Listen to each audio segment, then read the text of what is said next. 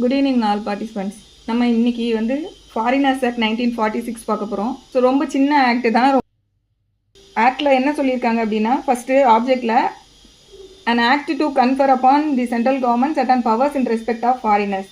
Foreigners தொடர்பு பட்டு சில விஷயங்களை சில பவர்ஸை கொடுக்கறதுக்காக, சென்ட்ரல் கவர்மெண்ட்டுக்கு ஃபாரினர்ஸ் தொடர்பு பட்டு சில பவர்ஸை கொடுக்கறதுக்காக உள்ள சட்டம் தான் இந்த சட்டம் அப்படிங்கிறது சொல்கிறாங்க. ஸோ அயல்நாட்டவர்கள் தொடர்பு பட்டு அப்படின்னு நம்ம சொல்லும்போது அவங்க இந்தியாவுக்குள்ளே வர்றது, இந்தியாவிலேருந்து வெளியில் போகிறது, இது தொடர்பு பட்ட பவர்ஸு. அதை ரெகுலேட் பண்ணுறதா இருக்கலாம், அதுக்கு லிமிடேஷன்ஸ் இம்போஸ் பண்ணுறதா இருக்கலாம், என்ன வேணால் இருக்கலாம். ஸோ இதற்கான ஒரு சட்டம் அப்படிங்கிறது சொல்லியிருக்காங்க. ஷார்ட் டைட்டில் ஆக்டோட name the foreigners act 1946 and it extend to whole of India. Then டெஃபினிஷனில் செக்ஷன் 2ல் ஃபாரினர்னா இந்தியன் சிட்டிசன் இல்லாத எல்லாருமே ஃபாரினர் அப்படிங்கிறது, ஃபாரினருங்கிறது 2 clause Aல சொல்லியிருக்காங்க. Foreigner means a person who is not a citizen of India அப்படிங்கிறது சொல்லியிருக்காங்க. தென் 2Bல ப்ரெஸ்கிரைப்டுன்னு சொல்லும்போது ஆர்டர்ஸில் ப்ரெஸ்கிரைப்டு பை ஆர்டர்ஸ் அப்படிங்கிறது யூஸ்வலி அந்த மற்ற எல்லா ஆக்ட்லையும் ப்ரெஸ்கிரைப்டின் ரூல்ஸ்னு சொல்லியிருப்பாங்க. பட் இங்கே ப்ரெஸ்கிரைப்டு பை ஆர்டர்ஸ் அப்படிங்கிறது சொல்லியிருக்காங்க. தென் 2 clause Cல ஸ்பெசிஃபைடுன்னு சொல்லும்போது ஸ்பெசிஃபைடு டைரக்ஷன், அதாவது direction given by the prescribed authority. இந்த ஆக்டுக்கு கீழே எந்த அத்தாரிட்டியெல்லாம் சென்ட்ரல் கவர்மெண்ட் அத்தாரைஸ் பண்ணுறாங்களோ, இந்த சட்டத்துக்கு கீழே சொல்லப்பட்டிருக்க செயல்களை செய்கிறதுக்கு யாரை ஆத்தரைஸ் பண்ணுறாங்களோ அந்த ப்ரெஸ்கிரைப்டு அத்தாரிட்டி ஸ்பெசிஃபை பண்ணக்கூடிய டைரக்ஷன்ஸ்லாம் ஸ்பெசிஃபைடு அப்படிங்கிறதுல சொல்லியிருக்காங்க. தென் செக்ஷன் 3ல power to make orders. Central government என்னென்னலாம் ஆர்டர்ஸ் இப்போ இந்த 3க்கு கீழே நிறைய விஷயங்கள் சொல்லியிருக்காங்க. இந்த விஷயங்கள் தொடர்பு பட்டு சென்ட்ரல் கவர்மெண்ட்டுக்கு ஆர்டர்ஸ் மேக் பண்ணுறதுக்கான பவர்ஸ் இருக்குது. ஸோ ஃபஸ்ட்டு clause 1ல என்ன சொல்கிறாங்க அப்படின்னா, central government may by orders அப்படின்னு சொல்லிட்டாங்க. ஸோ சென்ட்ரல் கவர்மெண்ட் ஆர்டர் மூலமாக இந்த ஆர்டர் எப்படி இருக்கலாம் அப்படின்னா, ஜென்ரலாக இருக்கலாம், அப்படி இல்லாட்டி அதாவது ஜென்ரலாக எல்லா ஃபாரினர்ஸ்க்கும் அப்ளை ஆகிற மாதிரியும் இருக்கலாம், அப்படி இல்லாட்டி with respect to any particular foreigner or any prescribed class or description of ஃபாரினர்னு சொல்கிறாங்க. ஒரு இண்டிவிஜுவல் பர்டிகுலராக ஒரு இண்டிவிஜுவல் ஃபாரினருக்காக கூட அவங்க ஆர்டர் பாஸ் பண்ணுறதுக்கு பவர் இருக்குது. அப்படி இல்லாட்டி கிளாஸஸாக பிரித்து டெஸ்கிரைப் பண்ணியும் அவங்க இதில் சொல்லலாம். ஸோ ஜென்ரல்னு சொல்லும்போது அப்ளிகபிள் டு ஆல் ஃபாரினர்ஸ் அப்படிங்கிற மாதிரி இருக்கும். To a class or category அப்படின்னு சொல்லும்போது பர்டிகுலராக டூரிஸ்ட்டு, ரெஃப்யூஜிஸு, இல்லை ஜேர்னல்ஸ், இல்லைனா பர்டிகுலராக இந்த நாட்டில் உள்ளவங்களுக்கு மட்டும், இந்த மாதிரி. ஸோ இப்படியும் அவங்க கிளாஸிஃபை பண்ணியும் ஆர்டர் பாஸ் பண்ணலாம். எது தொடர்பு பட்டு அப்படிங்கிறதுக்கு என்னெல்லாம் பண்ணலாம், என்னெல்லாம் ஆர்டர்ஸ் பாஸ் பண்ணலாம் அப்படின்னு சொன்னால், for prohibiting, regulating or restricting the entry of foreigners into India or their departure therefrom or their presence or continued presence therein அப்படின்னு சொல்லியிருக்காங்க. ஸோ இந்தியாவுக்குள்ளே அவங்க வர்றது, இந்தியாவிலேருந்து வெளியில் போகிறது, இந்தியாவுக்குள்ளே அவங்களோட ப்ரெசன்ஸ் எப்படி இருக்கணும், அவங்க கண்டினியூஸாக இந்தியாவுக்குள்ளே அவங்க கண்டினியூங் இன் ப்ரெசன்ஸில் இருக்கும்போது எப்படிலாம் இருக்கணுன்றது தொடர்பு பட்டு. ஸோ இது என்னெல்லாம் 3 ஆர்டர் இது தொடர்பு பட்டு என்னெல்லாம் ஆர்டர் பாஸ் பண்ணலான்னா, ப்ராஹிபிட்னு சொல்கிறாங்க. ப்ராஹிபிட்னு சொல்லும்போது கம்ப்ளீட்டாக பார் பண்ணுறது, அதாவது இந்த சர்டைன் திங்ஸை நீங்கள் பண்ணவே கூடாது அப்படின்ற நேச்சரில் கம்ப்ளீட் பார், அதெல்லாம் ப்ராஹிபிஷன்.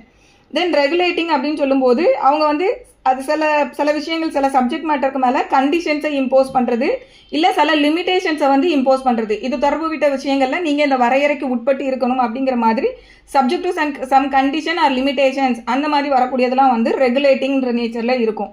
தென் ரெஸ்ட்ரிக்டிங் அப்படின்னு சொல்லும்போது அவங்களோட மூமெண்ட் ஆர் ஸ்டேயை ரெஸ்ட்ரிக்ட் பண்ணுற மாதிரி இருக்கும். ஸோ இதெல்லாமே பார்த்தோம்னா இந்த மாதிரி நேச்சரில் அவங்க ஆர்டர் பாஸ் பண்ணலாம் அப்படின்னு சொல்லக்கூடியது 3ல clause 1ல சொல்லியிருக்காங்க. தென் சப்-clause 2ல வித்தவுட் ப்ரிஜுடைஸ் டு தி ஜென்ரலிட்டி அப்படின்னு சொல்லியிருக்காங்க. அப்போது clause 1ல சொல்லியிருக்கிறதுக்கு பாதகம் ஏற்படாத வகையில் அடுத்தப்போ கீழே லிஸ்ட்டில் இன்னும் ஒரு சில விஷயங்கள் சொல்கிறாங்க. அது தொடர்பு பட்டும் அவங்க ஆர்டர்ஸ் மேக் பண்ண முடியும். என்னெல்லாம் அப்படின்னா, shall not enter into India, shall not enter in India or shall enter India only at such time and by such route and at such port or place and subject to the observance of such condition on arrival as may be prescribed அப்படின்னு சொல்லியிருக்காங்க இல்லையா. So இது இந்தியாவுக்குள்ளே வர்றதுக்கு, தென் அடுத்து இந்தியாவை விட்டு வெளியில் போகிறதுக்கு, இதெல்லாம் என்ன மாதிரியான டைமில் வரணும், எந்த ரூட்டில் அவங்க வரணும், எந்த போர்ட் மூலமாக வரணும் அப்படிங்கிறதெல்லாம் தொடர்பு பட்டு அதுக்கு சில கண்டிஷன்ஸையும் இம்போஸ் பண்ணி இந்த மாதிரியான விஷயங்களை ஆர்டர் அவங்க பாஸ் பண்ண முடியும். அடுத்து இது இந்தியாவுக்குள்ளே வர்றது clause Aல சொல்லியிருக்காங்க. தென் அடுத்த Bல என்ன சொல்கிறாங்கன்னா, இந்தியாவை விட்டு வெளியே போகிறதுக்கு சேம் இதே தான், என்ன மாதிரி மேனரில் வரணும், எந்த டைமில் வரணும், எந்த போர்ட் வழியாக உள்ளே வரணும் அப்படிங்கிறதெல்லாம் சப்ஜெக்ட் டு கண்டிஷன் அவங்க என்ன சொல்கிறாங்களோ அதுக்கு வந்து அவங்க ஆர்டர்ஸ் பாஸ் பண்ணலாம். தென் அடுத்து கிளாஸ் சியில் இந்தியாவில் இருக்கும்போது எங்கே இருக்கணும், ஷேல் நாட் எந்த மாதிரியான இடங்கள்லாம் அவங்க இருக்கக்கூடாது அப்படின்னு சொல்லியும் அவங்க ஆர்டர்ஸ் பாஸ் பண்ண முடியும். So shall not remain in India or in any prescribed area therein. அவங்களுக்காக வந்து ஏதாவது ஸ்பெஷலாக வந்து ஒரு பிளேஸை வந்து ஃபார்ம் பண்ணி கொடுத்துருக்காங்க அப்படின்ற பட்சத்தில் அவங்க அந்த ஸ்பெஷல் ஃபெசிலிட்டைஸ் பண்ணிக்கக்கூடிய இடம் இல்லை நோட்டிஃபைடு பிளேஸில் தான் இருக்கணுன்ற மாதிரி சொல்கிறாங்கன்னா அங்கே தான் அவங்க இருக்கணும். ஸோ இது தொடர்புப்பட்டு அவங்க ஆர்டர் பாஸ் பண்ணலாம். தென் அடுத்து 2ல் வந்து கிளாஸ் 2 சப் கிளாஸ் 2ல் சப்செக்ஷன் CC இதில் என்ன சொல்கிறாங்கன்னா shall if he has been required by order under the section not to remain in India, அதாவது இந்தியாவுக்குள்ளே இருக்கக்கூடாது அப்படின்னு சொல்லி இப்போ அவங்க ஒரு ஆர்டர் பாஸ் பண்ணியிருக்காங்க அப்படின்னு சொல்லும்போது இப்போ வந்து இருக்கக்கூடாதுன்னு சொல்லிட்டாங்க இல்லையா, அப்போ என்ன பண்ணணும், இவங்க வெக்கேட் பண்ணிவிட்டு டிபார்ட் பண்ணணும், அவங்க நம்ம நாட்டை விட்டு வெளியில் போகணும். அப்போ அந்த மாதிரி அவங்க போகாமல் இருக்காங்க அப்படிங்கும்போது அந்த பர்டிகுலர் பர்சன் இருக்காங்க இல்லையா, அவங்களோட ரிசோர்ஸில் இருந்தே அதற்கான செலவுகளை வந்து எடுத்துக்கிறதுக்கும் தொடர்பு பட்டு ஒரு ஆர்டர் பாஸ் பண்ணுறதுக்கு சென்ட்ரல் கவர்மெண்ட்டுக்கு பவர் இருக்குன்னு சொல்லக்கூடியது இந்த CCயில் வந்து சொல்லியிருக்காங்க. ஏன்னா அவங்க இங்கே இருக்கக்கூடாதுன்னு சொல்லிட்டாங்க. அதுக்கப்புறம் இங்கே இருக்கக்கூடிய ஒவ்வொரு காலகட்டத்துக்கும் அவங்களுக்கு ஒருவேளை இங்கேருந்து வெளியே கவர்மெண்ட்டே அனுப்புதுன்னா அது தொடர்புப்பட்ட அந்த செலவுகள், மேலும் அவங்க இருக்கக்கூடாதுன்னு சொல்லி இங்கே இருக்கும்போது அதற்கான மெயின்டெனன்ஸ், இது எல்லாமே வந்து கவர்மெண்ட் இனிமேல் வந்து செலவு பண்ணாது, அவங்களோட ரிசோர்ஸ்லேருந்து எடுத்துக்கிறது தொடர்பு பட்டு சென்ட்ரல் கவர்மெண்ட் ஆர்டர் பாஸ் பண்ணுறதுக்கான பவர் அவங்களுக்கு இருக்குது. அதை தான் இதில் சொல்லியிருக்காங்க. தென் அடுத்து கிளாஸ் Dயில் வந்து shall remove himself and to remain in such area in India as may be prescribed. இதுவும் வந்து அதே தான், ஒரு பர்டிகுலர் ஏரியாவில் இருந்து அவங்க ரிமூவ் ஆகணும், இல்லைனா ஒரு பர்டிகுலர் ஏரியாவில் அவங்க இருக்கக்கூடாது அப்படின்னு சொல்லி அவங்க வந்து ஆர்டர் பாஸ் பண்ண முடியும். ஸோ இது இல்லாமல் அடுத்தப்போ கிளாஸ் Eயில் இன்னும் ஒரு பெரிய லிஸ்ட்டு சொல்லியிருக்காங்க. இதில் என்னென்னா சொல்கிறாங்க அப்படின்னா ஒரு பர்டிகுலர் பிளேஸில் தான் நீங்கள் இருக்கணும் அப்படின்னு சொல்லி அவங்கள ரெக்வயர் பண்ணி ஆர்டர் பாஸ் பண்ணலாம். அதுக்கப்புறமா வந்து ஒரு பர்டிகுலர் ஏரியாவில் வந்து உங்களோட மூமெண்ட் இருக்கக்கூடாது அப்படின்னு சொல்லி அது ரெஸ்ட்ரிக்ஷன்ஸை வந்து இப்போ ஆர்டர் பாஸ் பண்ண முடியும். அதுக்கப்புறமா வந்து அவங்களோட ப்ரூஃப் ஆஃப் ஐடென்டிட்டியை வந்து ஃபர்னிஷ் பண்ணுங்கள் அப்படின்னு சொல்லியும் இதை வந்து ஒரு பர்டிகுலர் பிளேஸில் ஒரு பர்டிகுலர் அத்தாரிட்டி கிட்ட இந்த ஆர்டரில் என்ன ப்ரெஸ்கிரைப் பண்ணியிருக்காங்களோ அந்த மேனரில் அதில் சொல்லியிருக்கக்கூடிய அந்த பர்டிகுலர் ப்ரெஸ்கிரைப்டு பர்சன் கிட்ட போயிட்டு ப்ரூஃப் ஆஃப் ஐடென்டிட்டியை வந்து ஃபர்னிஷ் பண்ணுங்கன்னு சொல்லி ஆர்டர் பாஸ் பண்ண முடியும். அதுக்கப்புறமா வந்து அவங்களோட photographs, finger impression and finger specimen and hand writing, இது எல்லாத்தையுமே வந்து இதெல்லாம் வந்து அவங்கக்கிட்ட இருந்து எடுக்கிறதுக்கும் வந்து கவர்மெண்ட் ஆர்டர் பாஸ் பண்ண முடியும். தென் அடுத்து வந்து அவங்களோட மெடிக்கல் எக்ஸாமினேஷன், ஏன்னா இது வந்து யூஸ்வலாக எல்லா நாடுகளையும் இப்போ கோவிட் டைம்லலாம் வந்து மெடிக்கல் எக்ஸாமினேஷன் பண்ணி அந்த சர்டிஃபிகேட் இருந்தால் தான் அடுத்த நாடுகளுக்கு வர விட்டாங்க. அதே போல் நம்ம இந்தியாவுக்குள்ளேயும் வரணும்னு அதெல்லாம் பார்த்தாங்க இல்லையா. ஸோ இந்த மாதிரி மெடிக்கல் எக்ஸாமினேஷன் தேவை அப்படின்னு சொல்லும்போது அந்த மெடிக்கல் எக்ஸாமினேஷனையும் வந்து அவங்கள அது தொடர்புப்பட்ட ரெக்கார்டை வந்து சப்மிட் பண்ண சொல்லி அவங்கள கேட்கலாம். தென் அடுத்து ஒரு சில பர்டிகுலர் அசோசியேஷனில் இருக்கக்கூடிய பீப்புளோட நீங்கள் போய் மிங்கிள் ஆகக்கூடாது அப்படின்னு சொல்லி ப்ராஹிபிட் பண்ணக்கூடிய நேச்சரில் வந்து சென்ட்ரல் கவர்மெண்ட் ஆர்டர் பாஸ் பண்ண முடியும், அது சொல்லியிருக்காங்க. அதுக்கப்புறமா வந்து ஒரு சில நடவடிக்கைகளில் நீங்கள் இன்வால்வ் ஆகக்கூடாது, என்கேஜ் ஆகக்கூடாது. அதுக்கப்புறமா வந்து ஒரு சில திங்ஸை வந்து நீங்கள் பயன்படுத்தக்கூடாது. அதாவது இப்போ உதாரணத்துக்கு சொல்கிறேன், இப்போ நீங்கள் அங்கே வரீங்கன்னா நீங்கள் வந்து இந்த துப்பாக்கி மாதிரியான விஷயங்களை நீங்கள் பயன்படுத்தக்கூடாதுன்னு ஒரு பர்டிகுலர் கிளாஸோ இல்லை ஒரு பர்டிகுலர் இண்டிவிஜுவல் ஃபாரினரையோ அந்த மாதிரி ஒரு சில பொருட்களை வந்து பயன்படுத்தக்கூடாது. ஸோ இப்படிலாம் வந்து ஆர்டர் பாஸ் பண்ணுறதுக்கு அவங்களுக்கு பவர் இருக்குன்னு சொல்லக்கூடியது இந்த ஈல வந்து இவ்வளோ விஷயங்களும் சொல்லியிருக்காங்க. தென் இது இல்லாமல் அடுத்து எஃப்ல என்ன சொல்கிறாங்க அப்படின்னா பாண்ட் எக்ஸிக்யூட் பண்ண சொல்லி ஆர்டர் பாஸ் பண்ணலாம். பாண்டுன்னு சொல்லும்போது ஷூரிட்டியோடு இருந்தாலும் சரி, ஷூரிட்டி இல்லாமனாலும் சரி, பாண்டு எதுக்கு இஷ்யூ பண்ண சொல்லலாம்னு சொல்கிறாங்கன்னா சில கண்டிஷன்ஸை நான் வந்து இனிமேல் இந்தந்த கண்டிஷனுக்கெல்லாம் நான் கட்டுப்படுவேன் அப்படின்னு சொல்லி டியூ அப்சர்வன்ஸ் அப்படிங்கிறதுக்காகவும், ஸோ அதை தான் டியூ அப்சர்வன்ஸ்ன்னு சொல்கிறாங்க. ஸோ இந்தந்த கண்டிஷன்ஸுக்கெல்லாம் வந்து நான் கட்டுப்பட்டு இருப்பேன் அப்படின்ற மாதிரி அதற்காக வந்து பாண்டு கொடுக்க சொல்லலாம். அப்படி இல்லாட்டி as an alternative to the enforcement of any or all prescribed or specified restrictions or condition அப்படின்னு சொல்கிறாங்க. இது என்ன அப்படின்னா ஆல்டர்னேட்டிவ் டு எதுக்கு ஆல்டர்னேட்டிவாக வந்து பாண்ட் எடுக்க சொல்கிறாங்கன்னா அவங்கள இம்மீடியட்டாக வந்து டீடைன் பண்ணுறதுக்காகவும் இம்மீடியட்டாக அரெஸ்ட் பண்ணுறதுக்கும் அதுக்கு ஆல்டர்னேட்டிவாக அந்த மாதிரி நேச்சரில் இருக்கக்கூடிய ரெஸ்ட்ரிக்ஷன்ஸுக்கு ஆல்டர்னேட்டிவாக ஓகே நீங்கள் பாண்ட் எழுதி கொடுத்தீங்கன்னா இப்போதைக்கு வெளியில் விட்றேன். ஸோ அந்த நேச்சரில் ஸோ இந்த ரெண்டு பர்பஸ்க்காக இவங்ககிட்ட வந்து ஷூரிட்டியோடையோ இல்லை ஷூரிட்டி இல்லாமலையோ பாண்ட் எழுதி வாங்கலாம் அப்படின்னு சொல்லக்கூடியது எஃப்ல சொல்லியிருக்காங்க. தென் அடுத்து ஜியை பொறுத்த வரைக்கும் அரெஸ்ட் பண்ணுறதுக்கும் ஆர்டர் பாஸ் பண்ண முடியும், அண்ட் டிடென்ஷன் அண்ட் கன்ஃபைன்மெண்ட்டுக்காகவும் ஆர்டர் பாஸ் பண்ண முடியும். இதெல்லாமே சென்ட்ரல் கவர்மெண்ட் பண்ணலாம் அப்படின்னு சொல்லியிருக்காங்க. தென் இது இல்லாது இதோட தொடர்புபட்ட மற்ற ஆன்சிலரியான விஷயங்களுக்காகவும் கவர்மெண்ட் ஆர்டர் பாஸ் பண்ணலாம். இப்போ இதில் இந்த ஜட்ஜ்மெண்ட்டை நோட் பண்ணிக்கோங்க. Hans Muller of Nuremberg versus superintendent presidency jail. இது வந்து ரொம்ப பழைய ஜட்ஜ்மெண்ட்டு, பட் வந்து செட்டில்டு பிரின்சிபிள். இது வந்து ஏஆர் 1955 சுப்ரீம் கோர்ட் 367 கான்ஸ்டியூஷன் பெஞ்சில் கொடுத்த judgement. Hans HANS Hans Muller MULLER Muller of OF of Nuremberg NURENBURG Nuremberg versus superintendent presidency jail AR 1955 supreme court page number 367. இந்த ஜட்ஜ்மெண்ட்டில் என்ன சொல்கிறாங்க அப்படின்னா, இந்த ஹான்ஸ் முல்லர்னு சொல்லக்கூடிய நபர் வந்து ஒரு ஜெர்மன் நேஷனல். இவர் வந்து வேர்ல்டு வார் 2 நடந்துட்டு இருந்தது இல்லையா, அந்த காலகட்டத்தில் அவங்க இந்தியாவுக்குள்ளே என்டர் ஆகுறாங்க. வேர்ல்டு வார் 2 முடிஞ்சதுக்கு அப்புறமா சென்ட்ரல் கவர்மெண்ட் வந்து ஒரு ஆர்டர் பாஸ் பண்ணுறதன் மூலமாக அவங்கள டிபார்ட் பண்ணுறாங்க, இந்தியாவை விட்டு வெளியே போக சொல்லி இந்த சட்டத்துக்கு கீழே ஆர்டர் பாஸ் பண்ணுறாங்க. ஸோ அப்போ இந்த பெண்டிங் ஆர்டர் வந்து இந்த டிபார்ட்டேஷன் ஆர்டர் இருக்கும்போது அவங்கள என்ன பண்ணுறாங்கன்னா டிடைன் பண்ணி பிரசிடென்சி ஜெயில் கல்கத்தாவில் வந்து அவங்கள டிடைன் பண்ணியும் வைக்கிறாங்க. ஸோ இப்போது இந்த ஹான்ஸ் முல்லர் வந்து இதை சேலஞ்ச் பண்ணுறாங்க. இந்த டிடென்ஷனை என்ன சேலஞ்ச் பண்ணுறாங்கன்னா, டிடென்ஷன் வந்து இந்த ஃபண்டமெண்டல் ரைட்ஸை வயலேட் பண்ணுதுன்றதும், அது டிடென்ஷன் அண்டு அந்த டிபார்ட்டேஷன் ஆர்டர், அதுக்கப்புறமா இது என்ன ஃபைல் பண்ணுறாங்கன்னா writ of habeas corpus file பண்ணுறதன் மூலமாக இதெல்லாம் சேலஞ்ச் பண்ணுறாங்க. இதில் இஷ்யூ என்ன அப்படின்னா, whether a foreigner has a fundamental right to remain in India. இது வந்து first issue. So whether a foreigner has a fundamental right to remain in India. இந்தியாவில் வந்து அவங்க எப்போவுமே பர்மனெண்ட்டாக இருக்கிறதுக்கு அவங்களுக்கு ஃபண்டமெண்டல் ரைட் இருக்கா first. Then whether the central government has absolute power to deport a foreigner. சென்ட்ரல் கவர்மெண்ட்டுக்கு வந்து ஒரு ஃபாரினரை வந்து இந்த நம்ம நாட்டிலேருந்து வெளியே அனுப்புறதுக்கான அப்சல்யூட் பவர் இருக்கா. So whether a central government has absolute power to deport a foreigner. இது வந்து அடுத்த இஷ்யூ. மூணாவது இஷ்யூ என்னென்னா, whether detention pending deportation violate article 21 and 22. So ஏற்கனவே வந்து அவங்கள வெளியே போக சொல்லி ஆர்டர் போட்டிருக்கீங்க. அந்த ஆர்டர் பெண்டிங்கில் இருக்கும்போது அவங்கள வந்து டீடைன் பண்ணி வைக்கக்கூடியது ஆர்டிகல் 21 வந்து 21 and 22 வயலேட் பண்ணுதா. ஸோ இந்த 3 இஷ்யூஸும் வந்து இந்த கேஸில் வந்து எடுக்கிறாங்க. சுப்ரீம் கோர்ட் இதில் என்ன சொல்கிறாங்க அப்படின்னா, இந்த பெட்டிஷனை வந்து டிஸ்மிஸ் பண்ணுறாங்க. டிஸ்மிஸ் பண்ணிவிட்டு என்ன சொல்கிறாங்கன்னா, foreigner has no fundamental right to reside or remain in India. அது ஃபஸ்ட்டு சொல்கிறாங்க. அடுத்து article 19 applies only to citizens of India தான். நமக்கு தெரியும் right to reside, right to freely movement, இது எல்லாமே 19 வந்து applicable only to citizen of India தான். இது நமக்கு தெரியும். ஸோ அதை சொல்கிறாங்க. Article 19 applies only to citizens of இந்தியான்றது.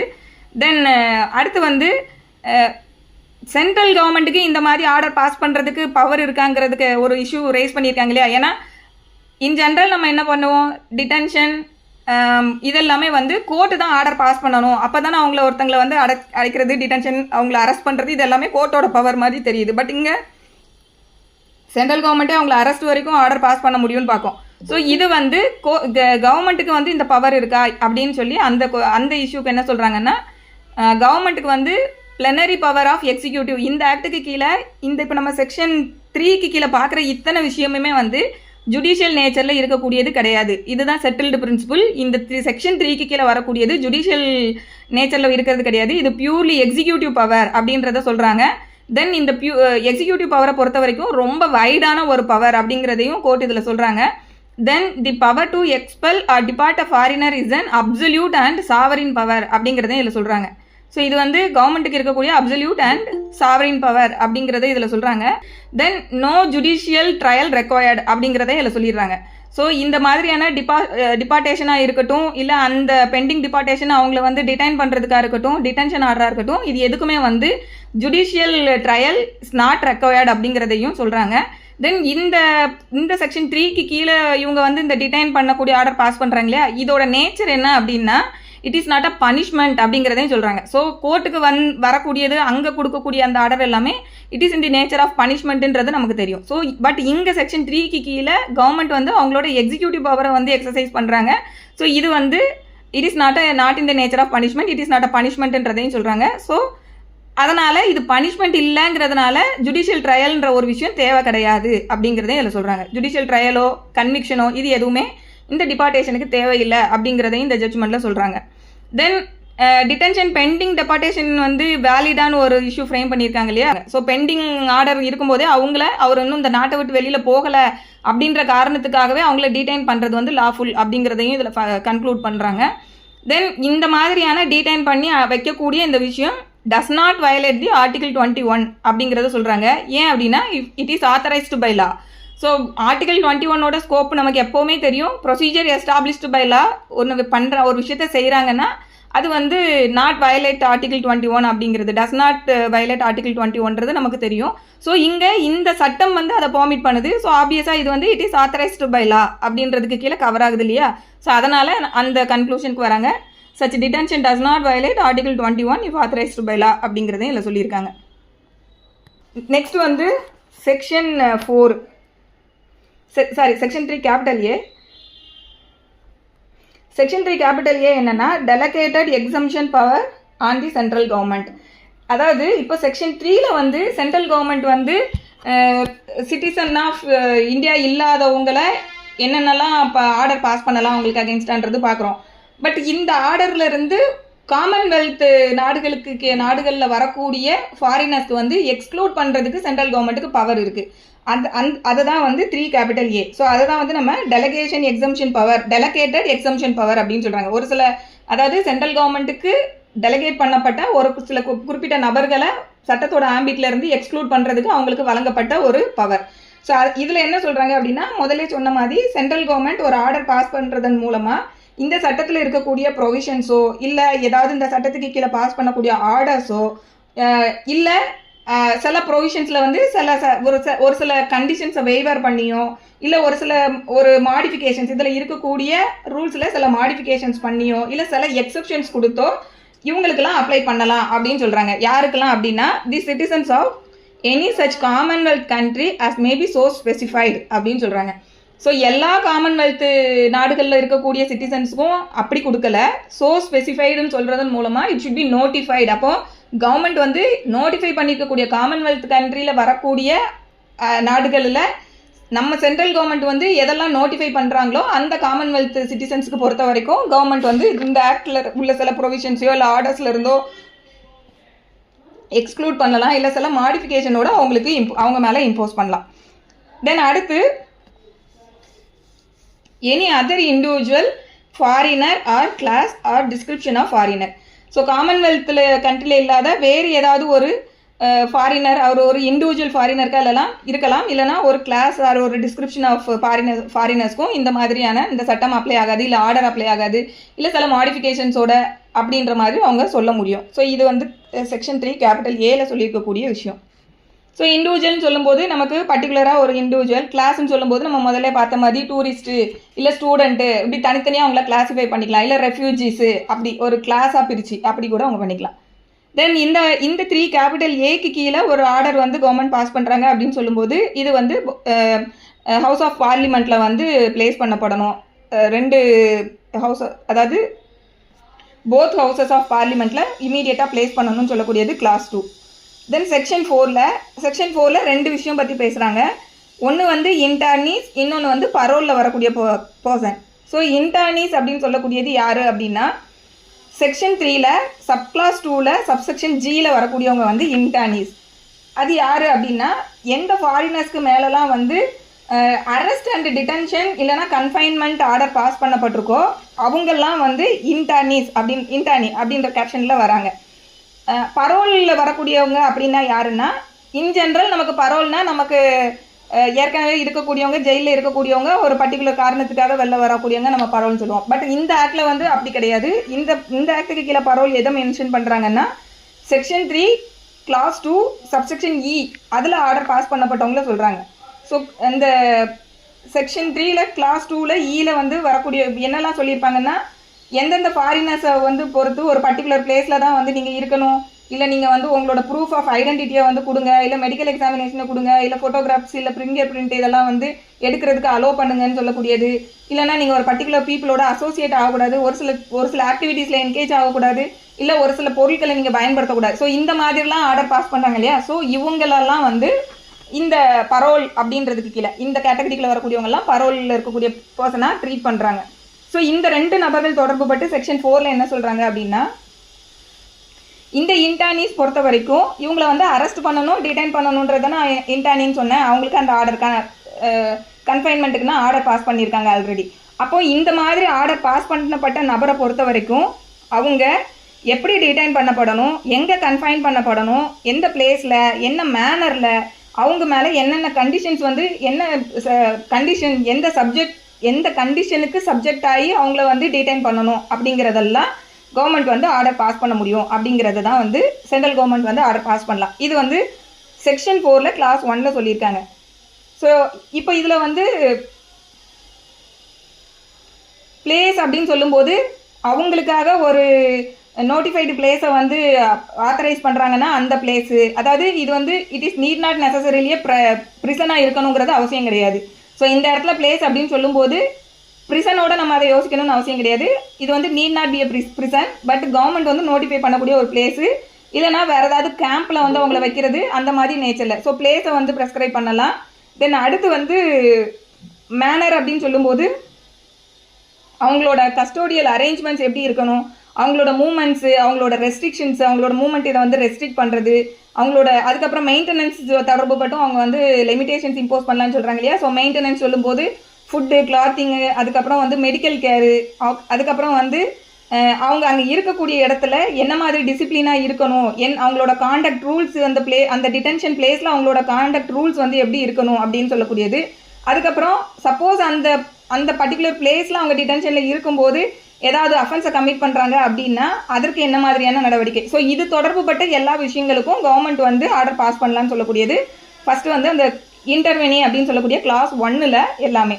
So இதே தான் வந்து சப் கிளாஸ் 2ல் நான் இப்போ சொன்ன அதே சேம் திங்ஸு யாருக்குன்னா பரோலில் இருக்கக்கூடியவங்களுக்கு அப்படியே அப்ளிகபிள் ஆகும். ஸோ அவங்க பரோலை பொறுத்த வரைக்கும் அதே தான். அவங்க வந்து எந்த ரெசிடென்ஷியல் பிளேஸில் வைக்கணும், அண்டர் தி கண்ட்ரோல் ஆஃப் யாரோட சூப்பர்விஷனில் இருக்கணும், அதுக்கப்புறமா வந்து அவங்களோட ரெசிடென்ஸு, அதுக்கப்புறமா அவங்களோட தொடர்புப்பட்ட மெயின்டெனன்ஸு, டிசிப்ளின்ஸு, அதுக்கப்புறம் punishment of offence, breach of disciplines. So இது தொடர்புப்பட்டு 2 கிளாஸாக சொல்கிறாங்க. ஒன்று இன்டர்னி, இன்னொன்று வந்து பரோ. இது வந்து சொல்லக்கூடியது செக்ஷன் 4. தென் இதில் அடுத்தப்போ இதுலேயே வந்து ஒரு கிளாஸ் 3 இருக்குது. 4ல் கிளாஸ் 3.